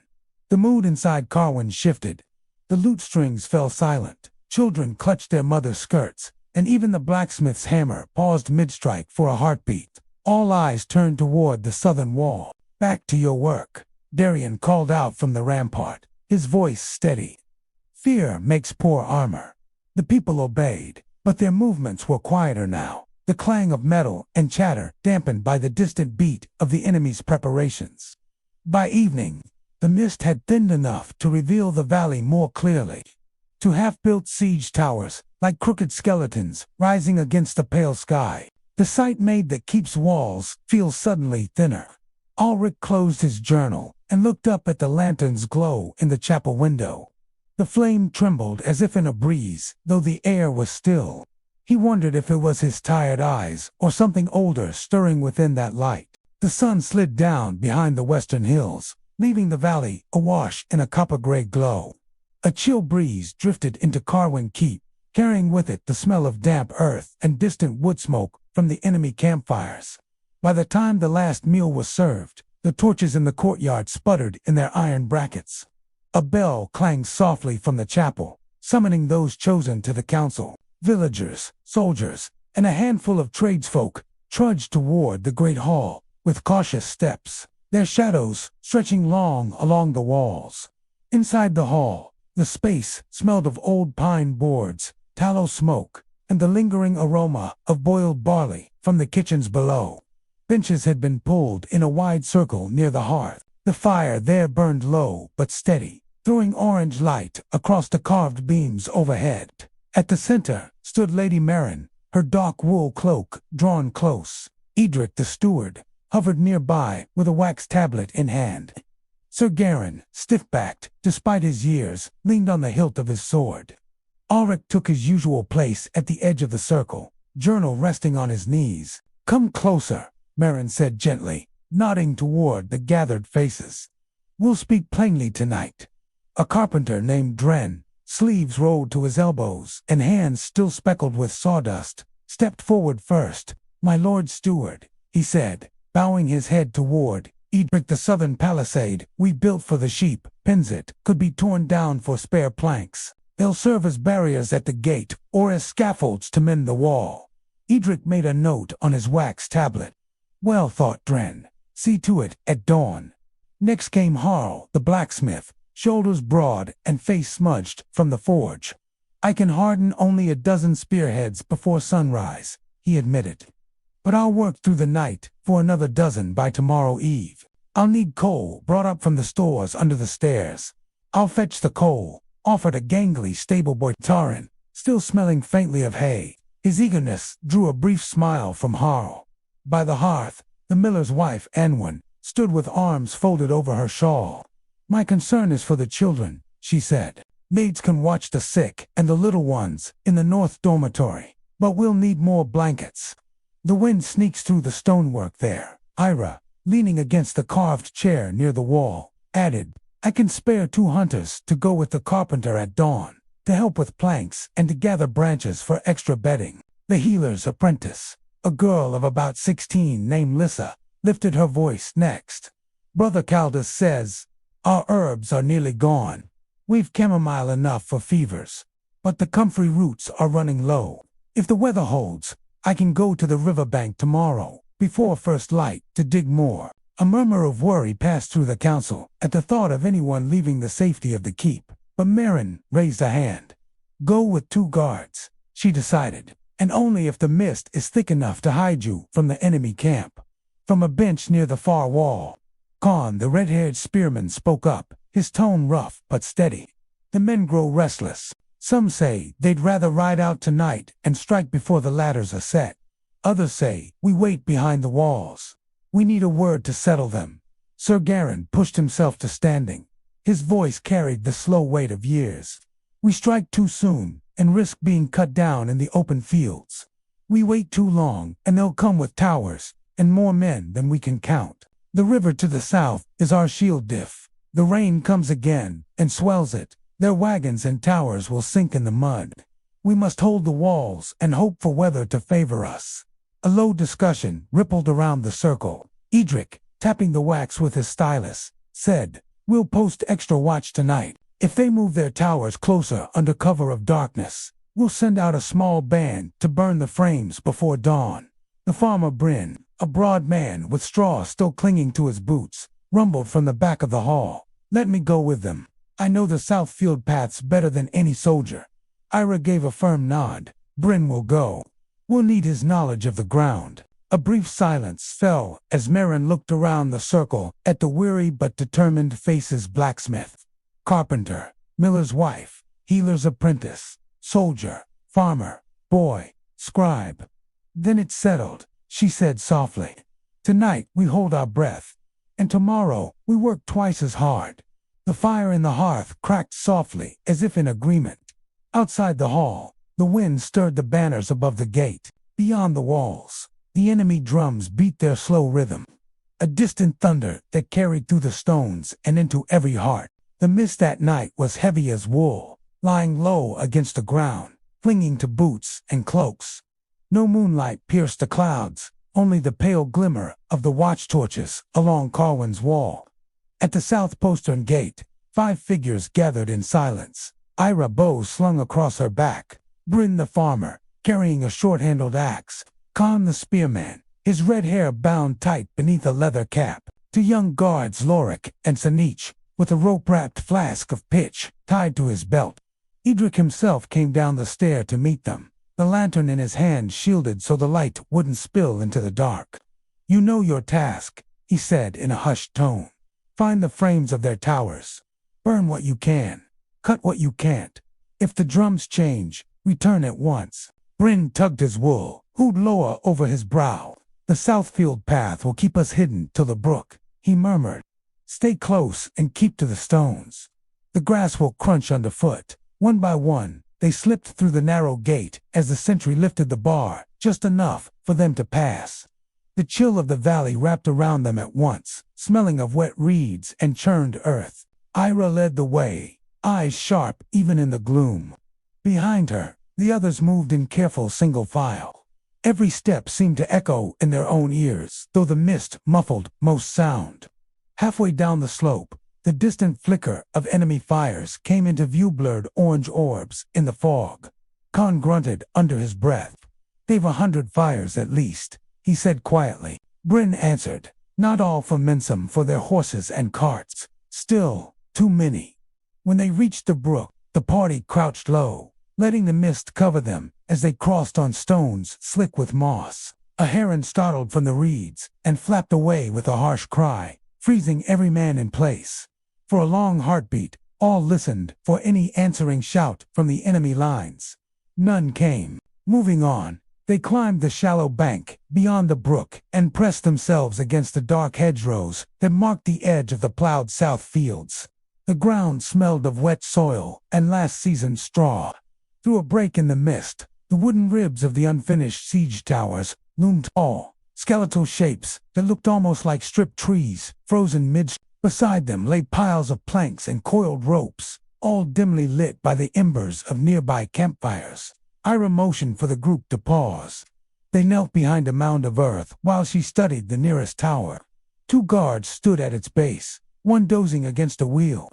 The other paced lazily with a spear tucked under his arm. Khan leaned toward Sin and whispered, "We can't rush them head on. Best wait till the pacing one turns." Sen nodded, gripping his flask of pitch tighter. Bryn tapped Ira's shoulder and pointed toward a low stack of hay straw bales left by the enemy's draft horses. "We set fire there first," he suggested in a murmur. "The wind carries the flames uphill to the tower's legs." Ira's eyes met his in the dark. She gave a single nod. "To Lorik," she whispered. "You douse the legs with pitch after Khan distracts the sentries. Sin, you'll be ready with your torch." Khan exhaled slowly, rose to a crouch, and began to creep along the edge of the mound until he was within a spear's throw of the pacing guard. With a smooth motion, he scooped a pebble and tossed it far across the opposite side. The small clatter drew the guard's head around. He stepped away, peering into the mist. In that brief window, Lorik and Sin rushed low across the open ground. They splashed the dark, sticky pitch over the wooden legs of the tower, while Bryn crept to the straw bales, pulling free handfuls to scatter at the tower's base. The dozing guard stirred and blinked, realizing too late what was happening. Khan lunged forward, swinging the butt of his spear to knock the man backward into the mud with a muffled grunt. Sin struck his flint once twice the spark caught on the straw. A thread of flame sprang up, weak at first, then licked greedily at the damp straw. The pitch caught a heartbeat later, climbing the wooden frame like a living thing. Orange light bloomed in the fog, revealing startled faces in the enemy camp beyond. Shouts rose at once, men scrambling to their feet, some grabbing buckets, others reaching for bows. "Run," Ira hissed. The 5 turned and bolted toward the brook, the mist now streaked with curling smoke behind them. Arrows hissed past, thudding into the ground or splashing in the brook, but the fog shielded their retreat. They reached the far bank, breathless and mud-spattered. Bryn glanced back just long enough to see the tower's upper beams collapse in a shower of sparks. "That's one less for them," he muttered with grim satisfaction. As they neared the south gate, the bell on Caerwyn's wall began to toll, warning of movement in the enemy lines. Edric was waiting at the postern, lantern raised just enough to guide them in. "You did it," he said quietly as they slipped through the gate. "But they'll answer by dawn." The 5 stood panting in the narrow passage, the taste of smoke still in their throats. Above them, the banners stirred in the night breeze, and far off the drums of the enemy beat faster now, echoing against the valley hills. The first hint of daylight was no more than a pale stripe behind the eastern hills, when the enemy drums began again low at first, then joined by horns. The mist had thinned overnight, revealing dark forms gathering at the edge of the fields. From the top of the southern wall, Ira squinted toward the rising sun. "They've brought ladders," she muttered, lowering her bow to adjust a leather guard on her arm. Beside her, Khan spat into the dirt between his boots. "Reckon they didn't like losing their tower," he said grimly. Sir Garin strode along the parapet, calling out to the men in a voice that carried over the horns. "Shields up, archers to the wall walk, buckets ready with sand for fire arrows." Below in the bailey, the villagers were already moving. Unwon, the miller's wife, ushered frightened children into the chapel. The carpenter Drin and 3 farmhands dragged spare planks up the stone stairs to brace a weak spot near the gatehouse. Lissa, the healer's apprentice, set out bowls of water and linen strips beside the chapel door for the wounded she knew would soon come. The enemy advanced in 3 columns, their boots thudding on the frozen ground. Banners bearing a black wolf's head fluttered above them. Behind the first rank came men hefting long ladders, their iron hooks glinting in the dim light. Edric appeared on the wall beside Eric, scanning the enemy ranks with tight eyes. "They're trying the wall before their towers are rebuilt," he said. "We hold them here, or they'll pour over us." The first flight of arrows was loosed. Ira's arrow hissed down into the front line of ladder bearers. Khan's spear struck the second ladder, splintering the top rung. All along the wall, bowstrings twanged. The air filled with the dry rush of arrows and the dull thuds of impacts. The enemy horns sounded again, and the ladder men broke into a run. They slammed the first ladders against the stonework with a clatter that shook the wall. Hooks bit into the mortar joints. The climbing began. "Push them off," Caerwyn bellowed. Two young soldiers, Lorik and Sin, swung their palms down to pry at the ladder hooks. A climber reached the top just as Bryn, the broad-shouldered farmer, heaved with his shoulder and shoved the ladder back. It fell, carrying two attackers into the mud below. A cry rose from the villagers carrying stones up from the courtyard. "More rocks to the south corner," shouted Dren, as he and another farmer heaved a basket of rubble up to the battlements. Arrows rained from below, striking the shields of the defenders. One arrow skimmed past Ira's ear. She felt its breath but did not flinch, loosing another shaft into the mass of men below. Down in the yard, the blacksmith Harl shouted for help as he hauled a bucket of water toward the gate, where fire arrows had begun to spark on the wet timbers. Taran, the stable boy, ran beside him, carrying another bucket, sloshing half of it down his own tunic, but refusing to slow. The horns blared a third time, and a fresh wave surged toward the wall with ladders. Caerwyn moved quickly along the parapet, striking at ladder hooks with the edge of his blade to knock them loose. Khan's voice rang out, "On the left." "They're climbing on the left." 3 soldiers rushed to that section, spears ready. A defender beside Ira staggered back with an arrow lodged in his shoulder. "Down to Lissa," she told him, guiding him toward the stairwell before turning back to fire again. The sun finally broke the horizon, spilling thin gold light across the scene. Men on ladders like dark ants crawling, defenders silhouetted on the battlements against the rising glow. The clang of steel against wood, the grunts of effort, and the shouts of orders all merged into a rough music of battle. For nearly an hour they fought off ladder after ladder. Buckets of sand doused flaming arrows. Planks were wedged into loose stones where the wall had begun to crumble under the assault. At last the enemy horns gave 2 long blasts, the signal to retreat. Slowly the attackers pulled back across the field, dragging their broken ladders and leaving several of their fallen behind in the churned mud. On the wall, the defenders sagged where they stood, breathless, arms heavy. Bryn leaned on his spear, wiping sweat and mud from his brow. "Not today," he muttered. "They didn't take her today." In the courtyard, Lissa and Brother Caldus tended to the wounded, while Merrin moved among the villagers, offering quiet words and steadying hands. Edric climbed down from the wall last, his expression dark, but his voice even. "They'll come again," he said. "We'll mend the wall, we'll mend our wounds, and we'll be ready." The morning sun climbed higher, burning away the last wisps of mist. But its warmth could not quite reach the heavy hearts inside Caerwyn Keep. The courtyard smelled of damp earth and ash. Buckets of water still stood beneath the southern wall where the night's fires had been doused. The villagers moved more slowly now, their faces drawn with fatigue. Every footstep crunched on fallen splinters of wood and broken arrows. In the shade of the chapel's open doors, Lissa knelt beside a long bench laid out as a rough healing table. Her hands were slick with herbal salve as she pressed a poultice against the shoulder wound of young Wren, the stable boy. He winced but did not cry out. "You'll be mending by next moon's rise," she told him quietly. Brother Caldus held a small cup of willow bark tea to Wren's lips. Behind them, Enwyn bustled back and forth, rinsing bloodied cloths in a tub and hanging them on a rope line to dry. Near the chapel steps, 3 villagers had gathered around a makeshift bier where the bodies of 2 defenders lay wrapped in their own cloaks. One was Sin, who had helped shove the ladders down. The other, Torek, a mason, who had come to fight, though he barely knew how to hold a spear.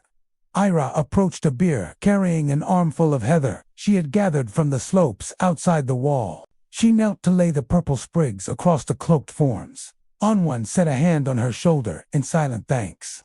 Across the yard, The blacksmith Harl was hammering a bent spearhead straight again on a block of stone.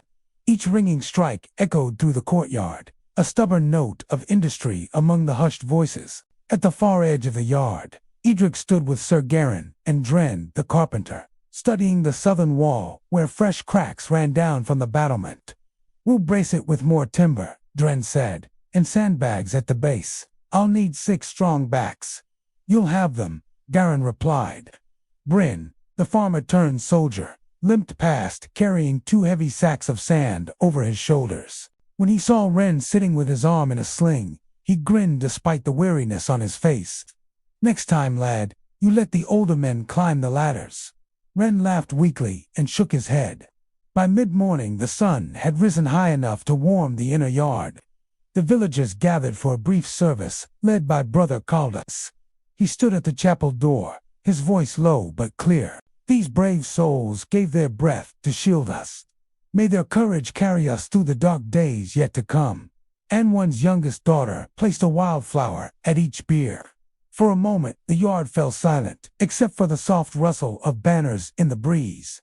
Later, Ira left the keep by the postern gate carrying a basket on her arm. Ulrich Marin's quiet young scribe offered to accompany her to gather fresh herbs for Lissa. The forest, just beyond the wall, still held the coolness of early spring. Shafts of sunlight fell through the canopy, glinting off last night's dew. They moved quietly, pausing often to pick feverfew and golden root. Once, Ulrich crouched to point out a patch of green-veined nettle. "Lissa says the sting helps draw out infection," he said. Ira smiled faintly. "Strange, isn't it? Even nettles have their use." They came to a small clearing where a single oak tree stood beside a boulder mottled with moss. For a moment they sat there in silence, listening to the call of distant crows and the soft rush of a stream not far away. Ulrich finally spoke. "My father was a soldier," he said quietly. "He never came back from the northern wars. Sometimes I wonder if he fought as we do now, defending a wall, hoping to keep his home standing a little longer." Ira looked down at her hands resting on the basket rim. "He would have been proud of you today," she said. Ulrich glanced at her then, a small, grateful smile in his tired eyes. The spell of calm was broken by the distant sound of the keep's horn, a single, low call. "They want us back," Ira said. Together they rose and began the walk home, the basket heavier now with herbs, but their steps strangely lighter. When they reached the postern gate again, the villagers were already back at work stacking sandbags, mending arrow slits, cleaning the blood from the flagstones. It was as if the keep itself was breathing again, gathering strength. Edric watched them from the wall, his hands clasped behind his back. When Ira passed beneath him, he called down, "We'll need your bow again soon. The wolf banners won't stay quiet for long." "I'll be ready," she answered. Evening fell with streaks of rose and gold across the sky. As the shadows lengthened, small lanterns were lit around the courtyard. Families gathered to share bread and stew in silence, while on the wall the sentries kept their watch. Though the day had brought morning, it had also brought a kind of resolve. The people of Caerwyn knew the enemy would come again, but tonight the fires in their hearths burned steadier. Ashes and oats both would keep until morning. The great hall of Caerwyn smelled of damp wool, pine pitch smoke, and the faint iron temps of weapons left too long near the hearth. A line of guttering torches cast trembling bands of light up the stone pillars, leaving the corners in soft shadow. Edric stood at the long table where a spread-out map lay pinned beneath 2 stones. Beside him were Sir Garin in his dented mail shirt, Marin with his ink-stained fingers still dusted in ash, and Lissa seated on a bench nursing a wrapped hand. Villagers crowded the hall as well. Dren the carpenter with his rolled plans for timber braces. Harl, the blacksmith, still in a soot-streaked tunic. Bryn, limping but upright. Anwan, with her daughter at her side. Even the baker's boy, peering nervously from behind a post. Edric looked at them all before speaking. "The Wolfbanner host pulled back to the far ridge at dawn. We do not know how long that will last. Scouts say their campfires still burn. They are not gonna merely waiting." Harl crossed his arms. "Waiting to bring more men," he muttered. Marin tapped the edge of the map. They've tested our walls once. They'll return with heavier rams and, I think, towers. Our timber stores will not last another full siege unless we start felling trees tomorrow. Drin cleared his throat. We can cut the spruce along the west road if we send enough axes, but we'll need carts to drag the logs back, and guards. The raiders know that road. Garen shifted his weight and the leather of his harness creaked. We cannot spare too many blades from the walls. Not yet. A voice rose from the crowd, old Renna, the miller's widow. Then send riders to the Hillfort, at Greystone. Ask for aid before it's too late. Another voice snapped back Torik's brother.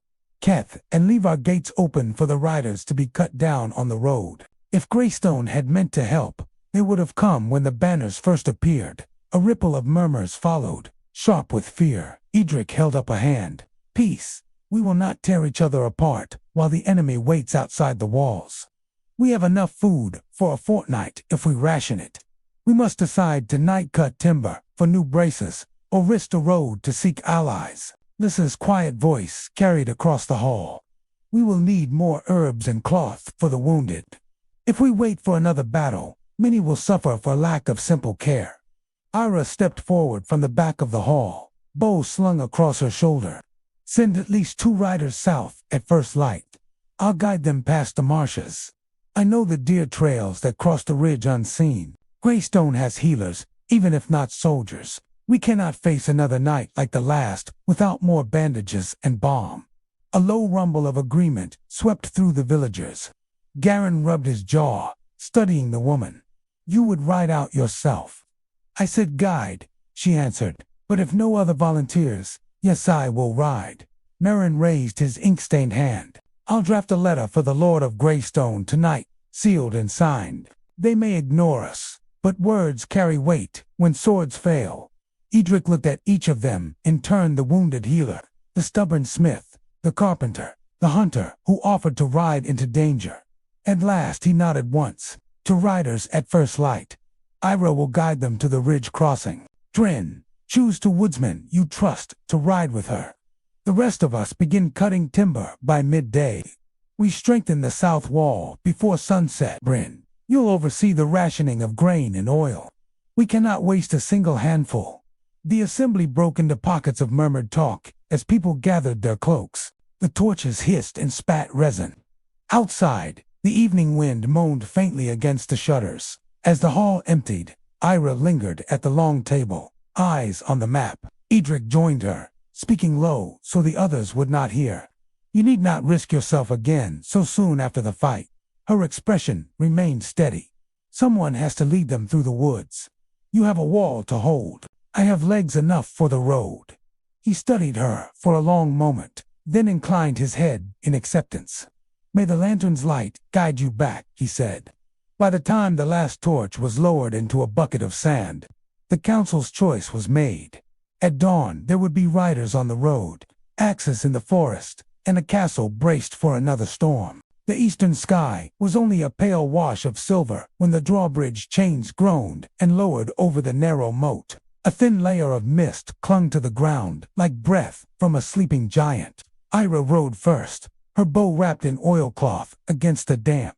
Behind her came Drin's 2 woodsmen, Olin, broad-shouldered and quiet as a tree trunk, and Finn, younger, all nerves and restless glances at the tree line. Each carried a hatchet at the saddle bow and a short spear strapped along the pack horse. A handful of villagers stood above the gate to watch them off. Nissa leaned on the battlement beside Bryn, raising one hand in silent blessing.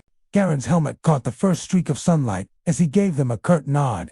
His other hand rested on the hilt of his sword, as if to lend them part of its strength. The road bent quickly into the low woods, where the sunlight broke into long shafts between wet leaves. The horses' hooves made almost no sound in the damp earth. From the branches came the slow drip of last night's rain and the distant call of a wood pigeon. For a long while no one spoke. Ira kept her eyes moving left, toward the river that shone faintly through the trees, right toward the moss-covered stones that marked an old, forgotten border. At a shallow ford they paused to water the horses. Olin crouched at the bank and dipped his palm in the stream. Snow melt, he murmured, still cold from the heights. Good sign, the ridge is clear. Finn knelt to tighten the girth strap of his mare. I still say we should have waited a day. The Wolf Banner scouts could be anywhere in these woods. Ira mounted again, speaking softly so her voice did not carry far. Waiting won't make them disappear. Keep your eyes open and your words few. The deer trails crossed a ridge 2 miles ahead. If we keep to them, we'll be harder to track. By mid-morning, the mist began to lift. They reached a clearing where a circle of ancient oaks stood around a toppled stone pillar, one of the druidic waymarkers that the valley folk still whispered about in winter. Someone had set a sprig of rowan berries at its base, fresh and red against the gray lichen. Finn eyed it uneasily. Some hunter's charm, he muttered. Olin merely touched his forehead in a brief, wordless salute to the old stone before leading his horse onward. They followed a deer path that wound between bracken and rock outcrops. The path climbed gradually until the forest thinned, replaced by wind-gnawed pines and patches of coarse grass. Below them, the valley spread in folds of morning fog. Far off, the faint square outline of Caerwyn Keep still rose above the white shroud, its watchtower like a finger pointing at the sky. Ira reined in for a moment to look back. From this height, she could see dark smudges of smoke rising on the far ridge where the enemy camp still burned its cookfires. Her jaw tightened, but she said nothing and urged her horse on. Past noon, they came upon a shepherd and his dog tending a scattered flock on the slope. The man wore a patched wool cloak and looked up, startled, when he heard the clop of hooves. Ira slowed and raised a hand in greeting. "Road to Greystone still open?" she asked. The shepherd nodded, scratching his beard. "Aye, though I saw riders near the old mill bridge yestereve, not flying any banner I knew. Might be outlaws fattening on the war." Olin exchanged a glance with Finn. "Best we camp on the ridge before nightfall," Olin said quietly. They shared a crust of bread with the shepherd and moved on. The deer trail narrowed until they were forced to ride single file between banks of heather. Late in the afternoon, the first thin flakes of snow began to fall. Highland weather rolling in early, the flakes melted on their gloves and the horses' warm necks, but the wind picked up and the day's light turned brittle. At last they reached the ridge crest, a saddle of rock between 2 higher hills. Here a half-ruined watch hut stood, roof fallen in but the walls still giving shelter from the wind. Ira led the horses inside and tied them to a timber post that had somehow survived the years. Olin gathered dry fern and broken branches for a small, smokeless fire. Finn unstrapped a bundle of dried meat, laying it out beside a skin of watered wine. For a time they sat in a circle of faint warmth, listening to the whine of the wind through the watch hut's empty window slit. In the distance, a lone wolf howled. The horses shifted uneasily, but settled again. Ira unrolled the sealed letter Marone had given her and checked the wax for cracks. The lantern-shaped seal still held firm. She returned it carefully to its oilskin pouch and looked out toward the darkening horizon. "Another day's ride," she said quietly. "If the weather holds, we reach Greystone by dusk tomorrow." Finn, already pulling his cloak tighter, muttered, "Let us hope their gates open faster than ours did for the last stranger who came knocking." Ira only smiled faintly at that, keeping her thoughts to herself. Outside, the snow flurries thickened, covering the ridge with a pale, silent veil as night crept in. By the time the dawn mist burned away from the valley floor, the south yard of Caerwyn Keep throbbed with life. The clang of hammers, the rasp of saws against green timber, and the low hum of dozens of voices turned the air warm despite the cold breeze rolling down from the ridge.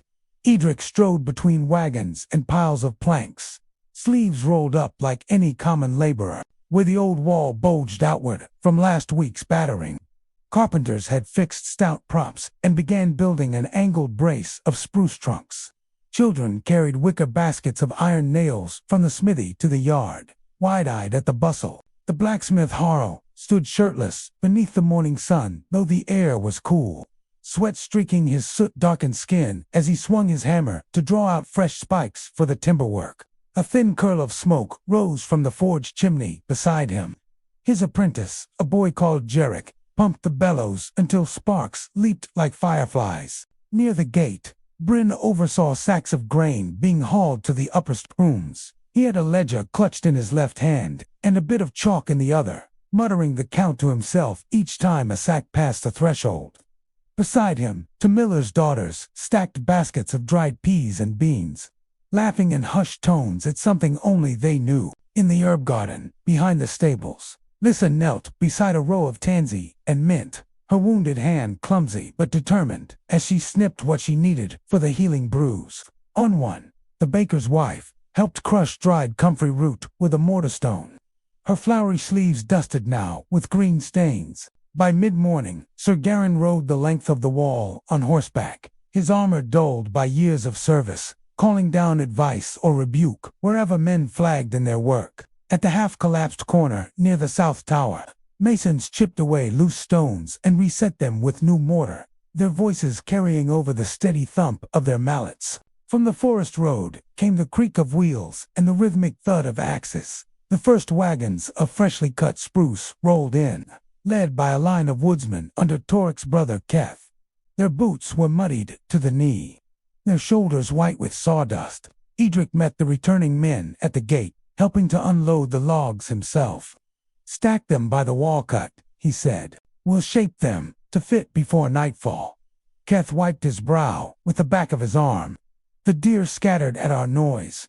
No sign of the enemy scouts. For now, the woods are ours." One of the younger woodsmen spat a pine needle from his mouth and laughed. Aye, but the squirrels were not pleased.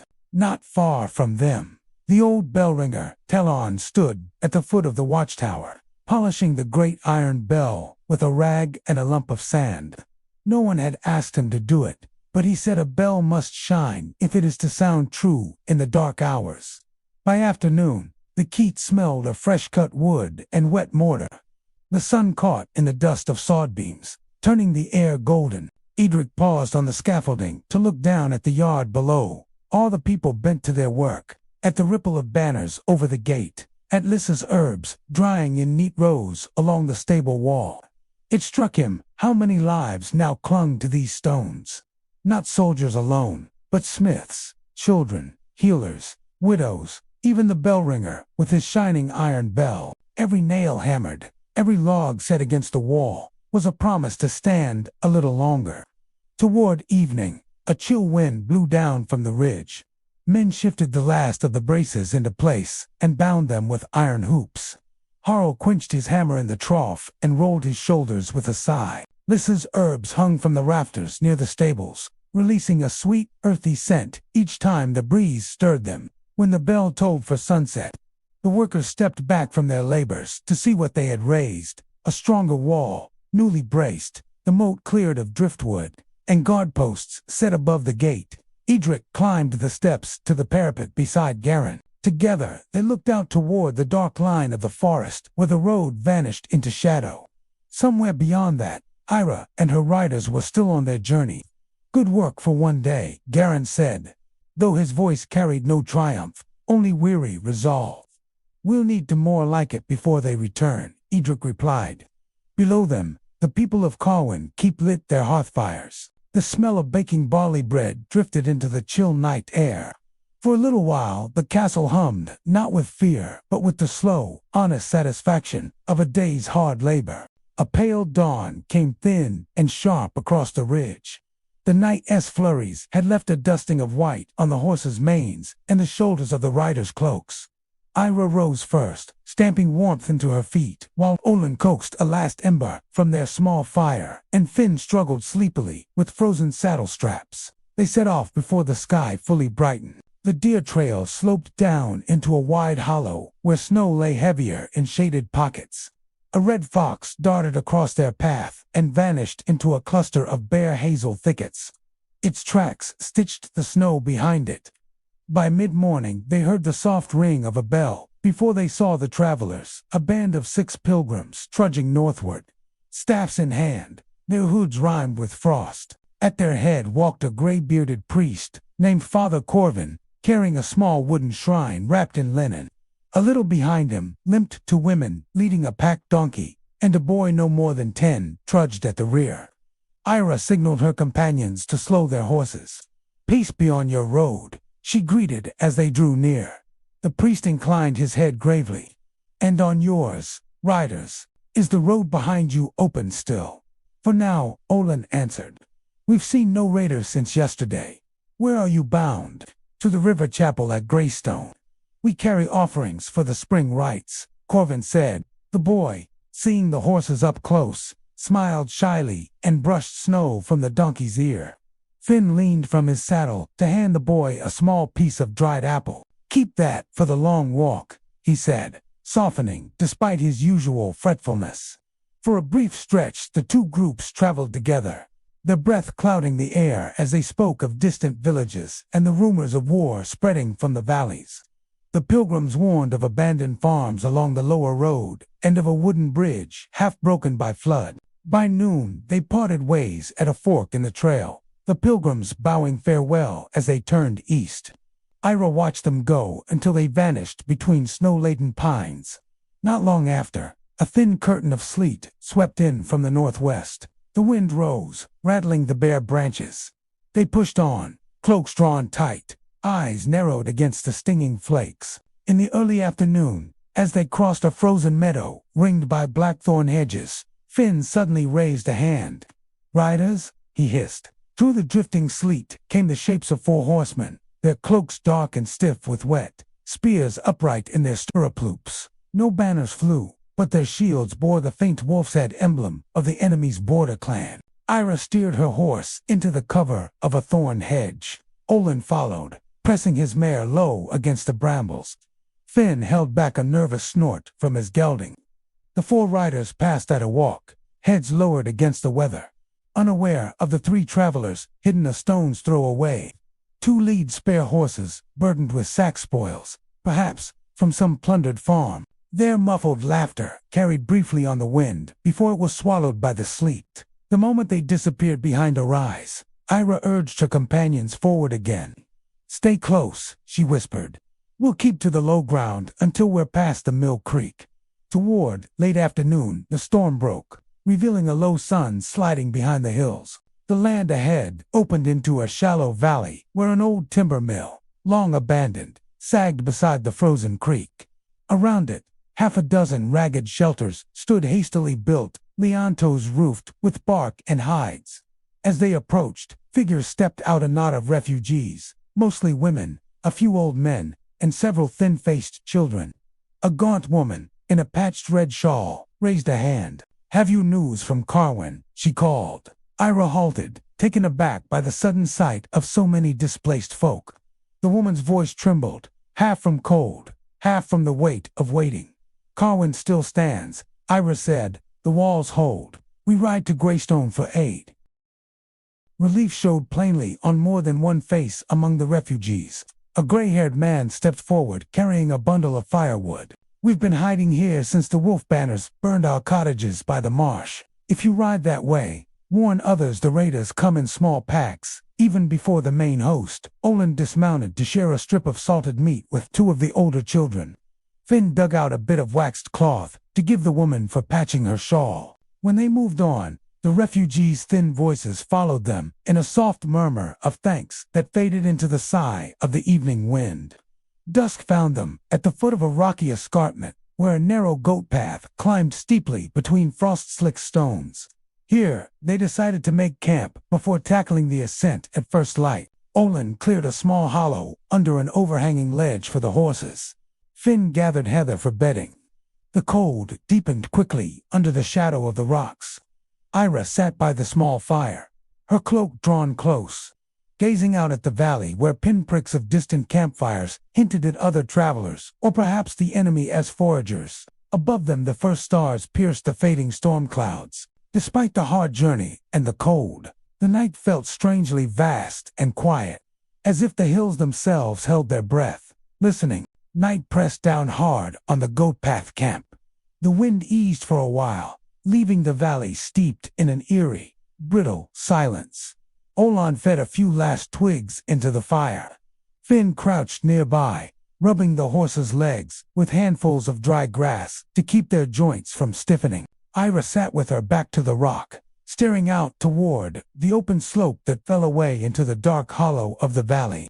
A faint glow shimmered far off to the east first, a spark, then two, then a scatter of orange pinpricks that trembled on the horizon.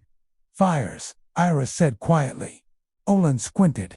Too many for herders' camps. They watched in silence as the sparks shifted, multiplied, merged into thin lines, like crawling embers creeping along the distant ridge, an enemy column, perhaps a mile or two away, making its own night camp on the far slope. The wind brought a thin smell of wood smoke. For a heartbeat, all three listened, thinking they heard faint clanks of distant metal. But the sound was swallowed again by the dark. Down in the valley, from the blackness beneath the old mill, came the soft creak of a footstep on frozen brush. Iris' hand went to her dagger. A shape appeared in the firelight's edge, a lean man wrapped in a stagskin cloak, a bow slung across his back. His hair was long and tangled. Frost rimed the fur at his collar. Olin rose, but kept his sword sheathed. Step forward slow, friend. The stranger lifted both hands in open sign. I mean no harm. I followed the fox tracks to your fire. Name's Terran Hunter, out of the Greystone Hills. He looked half-starved, his boots patched with bark and cord. The hunter accepted a crust of bread from Finn and crouched near the fire. Road ahead's worse, Terran said in a low rasp. Patrols everywhere. Saw a dozen wolf banners cross the marsh road by noon. They drive stolen cattle before them. He told of skirmishes in the woods and of a burned hamlet near the river bend. Ira listened without interrupting, every new detail weaving another knot of tension in her chest. Meanwhile, Caerwyn Keep high on the keep's east wall. The night watch shifted uneasily in the bitter cold. The walls were crowded with archers, stone throwers, a few raw farmers clutching spears, and two healers moving among them with pouches of warming herbs. A skinny boy named Keel, barely 12, had been assigned to carry a bucket of embers to keep the crossbowman's hands warm. He paused often to peer out across the snowy plain. Beside him, Mistress Bryn, the old midwife turned healer, wrapped another strip of wool round a young guardess, bleeding knuckles hurt from hauling stones for the wall-est repairs. The moon slid from behind the clouds and painted the far hills silver. A low murmur ran along the wall as distant fires bloomed on the ridgeline, the same lights Ira watched from miles away. From the north tower, Captain Darren strode along the battlement, calling orders. Double the sentries on the east gate. Messenger to the council, tell them the wolf banners are camped on the ridge. Down in the courtyard below, villagers huddled round barrels of kindled pitch. A baker's wife rocked a baby while her husband sharpened an old hayfork into a spear. A pair of mule drivers unrolled tarred ropes to rig another drop bar for the gate. A messenger rider, mud-spattered and half-frozen, clattered in under the portcullis to report sighting the enemy's outriders near the river ford. The portcullis crashed down again behind him with a heavy iron ring. The watchfires on the ridge flared brighter, as if stirred by some distant wind, and more appeared 24 or more stretching like a broken necklace of flame across the night. Keel the boy hugged the ember bucket closer, eyes wide. Looks like the hills themselves caught fire, he whispered. Mistress Bryn touched his shoulder. Keep your courage, lad. Dawn always seems far off at night. Return to the camp back on the goat path. The hunter Terran finished his tale. He glanced toward the horizon fires and then at Ira. You'll need to keep west of the marsh and ride hard at first light. Greystone may still be clear, but for long, who knows? Ira nodded. Then you'll ride with us in the morning. Another bow is worth the risk. The hunter accepted silently. Above them, the constellations sharpened in the icy air. The ridge fires flickered all night, a distant warning. The crackle of their own small campfire was the only warmth in the dark. At first light, the frost lay heavy on the stones. The fire had sunk to ash. A pale mist curled along the slope below the camp. Every horse snorted steam as Finn checked the girths. Ira led the way up the narrow goat path, the hunter Terran following a step behind with his bow unstrung.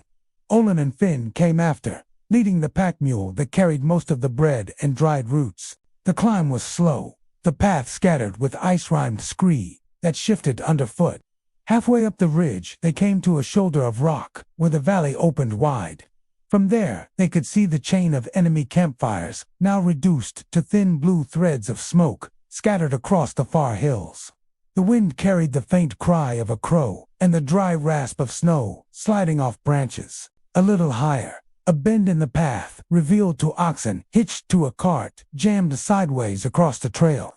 The cart's wheel had broken on a hidden stone. Beside it stood a gray-bearded merchant named Luther and his apprentice boy trying in vain to lever the axle free. Luther straightened when he saw the travelers. Thank the saints, thought. We'd be stuck here till the wolves came. Ira stepped closer, hand still on her dagger hilt, but voice even. What's in the cart? Flour sacks, beeswax, some copper pots, all bound for Greystone Market. His voice shook more from cold than fear. While Finn set to helping with the wheel, Taryn kept watch down the slope. From the fog below came a low crunch of boots on snow. Then another. Shapes appeared, 3 riders in piecemeal mail, carrying short spears tipped with frost. Their cloaks were marked with the faint sigil of a black wolf's head. The lead scout reined in at sight of the strangers and the cart. He was young but already scar-cheeked, his breath clouding in the air. One hand rested on the rim of his shield. For a moment no one spoke. The valley wind whispered between them.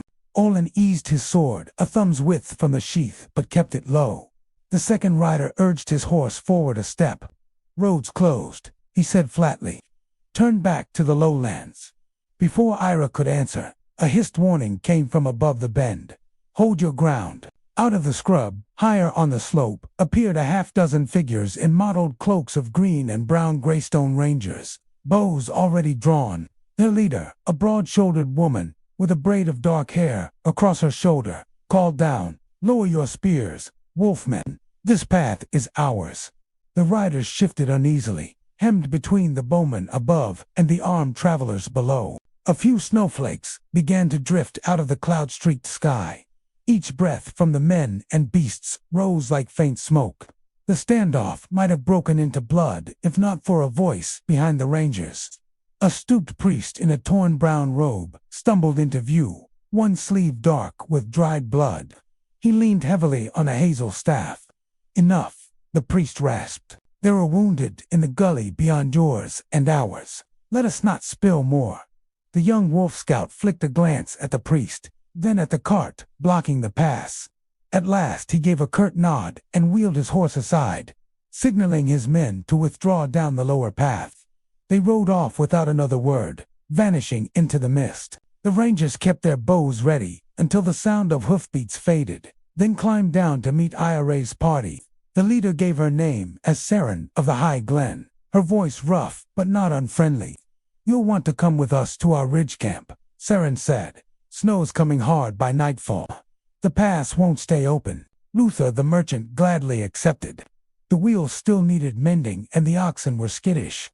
Together the growing compañera, Olin, Finn, Taryn, the hunter, Luther and his boy, the 6 rangers, and the limping priest pushed the cart off the trail and began the slow haul upward toward the ranger camp among the pines. Behind them the sky darkened to pewter. Across the eastern valley the distant watchfires of the enemy guttered in the wind as snow clouds rolled down from the peaks. By the time they reached the shelter of the ridge pines, the first thick flakes were falling, muffling every hoofstep and word. The pass was closing behind them. The ridge camp was a shallow bowl between ancient pines. There, low fires already glowed beneath lean-to roofs of bark and fir boughs. The rangers had built rough timber walls waist-high, enough to break the mountain wind. Smoke drifted upward through the falling snow, carrying the scent of pine resin and stewing oats. Children's laughter surprised Ira. She had not expected to find little ones in such a place. 2 ranger boys chased each other around a stump, their boots leaving quick, dark prints in the snow, while a girl, no older than 7, helped an old cook stir a pot near the fire. The warmth of the scene made the long road's tension ease a little. Saren, the ranger leader, led the newcomers to a cleared circle where a canvas awning stretched between poles. Here, a dozen more people waited, gray-haired scouts. A wiry woman sharpening a hunting spear. A bearded miller from the lowlands who had fled here with his twin daughters. even a soft-spoken healer plucking frost from her sleeves. The limping priest settled near the fire with a sigh, the red-stained sleeve of his robe thawing stiffly. When the stew was served in wooden bowls, everyone drew closer to the flames. The falling snow hissed as it touched the embers. Finn fed the oxen and brushed their shaggy coats dry before sitting down to eat, still watchful. Luther, the merchant, kept his boy close at his side, whispering that they were safe for the night. Caerwyn, the hunter, spread a map on his knee and traced the valley routes with a blackened twig, while Olin asked soft questions about the strength of the enemy on the southern bridge. Ira sat a little apart at first, her bow laid across her lap, listening more than speaking. Yet her eyes softened as one of the ranger children shyly offered her a sprig of mountain thyme, saying it would keep off bad dreams. Later, as the fires burned lower, Caerwyn called for a council. All the grown folk gathered beneath the awning, the children hushed nearby. The snow had stopped, leaving the night very still. The pines creaked under their white burden. Caerwyn's voice carried without needing to rise. The enemy's winter patrols have doubled. If Caerwyn's gates fall before the spring thaw, the valley villages will follow. We have 3 days no more to bring word and supplies to the keep. The priest nodded gravely. I will go with them at dawn, he said, and bring blessing to the wounded. Luther looked from his cart to the narrow pass. My oxen are slow, he murmured, but the flour will keep a garrison alive a few more weeks. We'll risk the road. Olin, weary but resolute, answered. Then we travel together. A larger band draws eyes, but a single cart will not make it alone. Through the next hour plans were laid. Who would lead the convoy? Who would guard the rear? Where to ford the river if the bridge was seized? The healer offered to tend the priest's arm before dawn. Caerwyn promised to scout the northern slope before the party set out. By the time the council broke apart, most of the rangers had already lain down near the embers with cloaks pulled high. The children curled beside their mothers, their breaths rising and falling in slow unison. Even the oxen, blanketed and fed, slept with heavy heads drooping toward the earth. Ira stepped outside the ring of firelight to look at the sky. The snow clouds had torn open, showing a spilled river of stars above the black ridges. Somewhere, far below in the valley, a lone wolf called long and mournful. Then all was still again. Ulrich, who had been quiet all evening beside his leather satchel of notes, joined her at the edge of the clearing. He gazed at the constellations, as if trying to remember the names he had learned as a boy in Caerwyn's library tower. Strange, he whispered, how the lantern stars shine brightest over the coldest roads. Ira looked at him and allowed herself the faintest smile. We'll carry that light with us tomorrow. Side by side they stood in silence, the breath of the whole camp, slow and steady and sleep behind them. The snow-laden pines like tall watchmen keeping guard. In the hush of the ridge camp, with fires banked and plans set, the travelers finally let their eyes grow heavy. Above them, the mountain stars kept their quiet vigil. Below, the valley lay dark and waiting. And so the night passed, a brief island of warmth and fragile peace beneath the falling winter sky, before the road to Caerwyn Keep began again. End of current arc.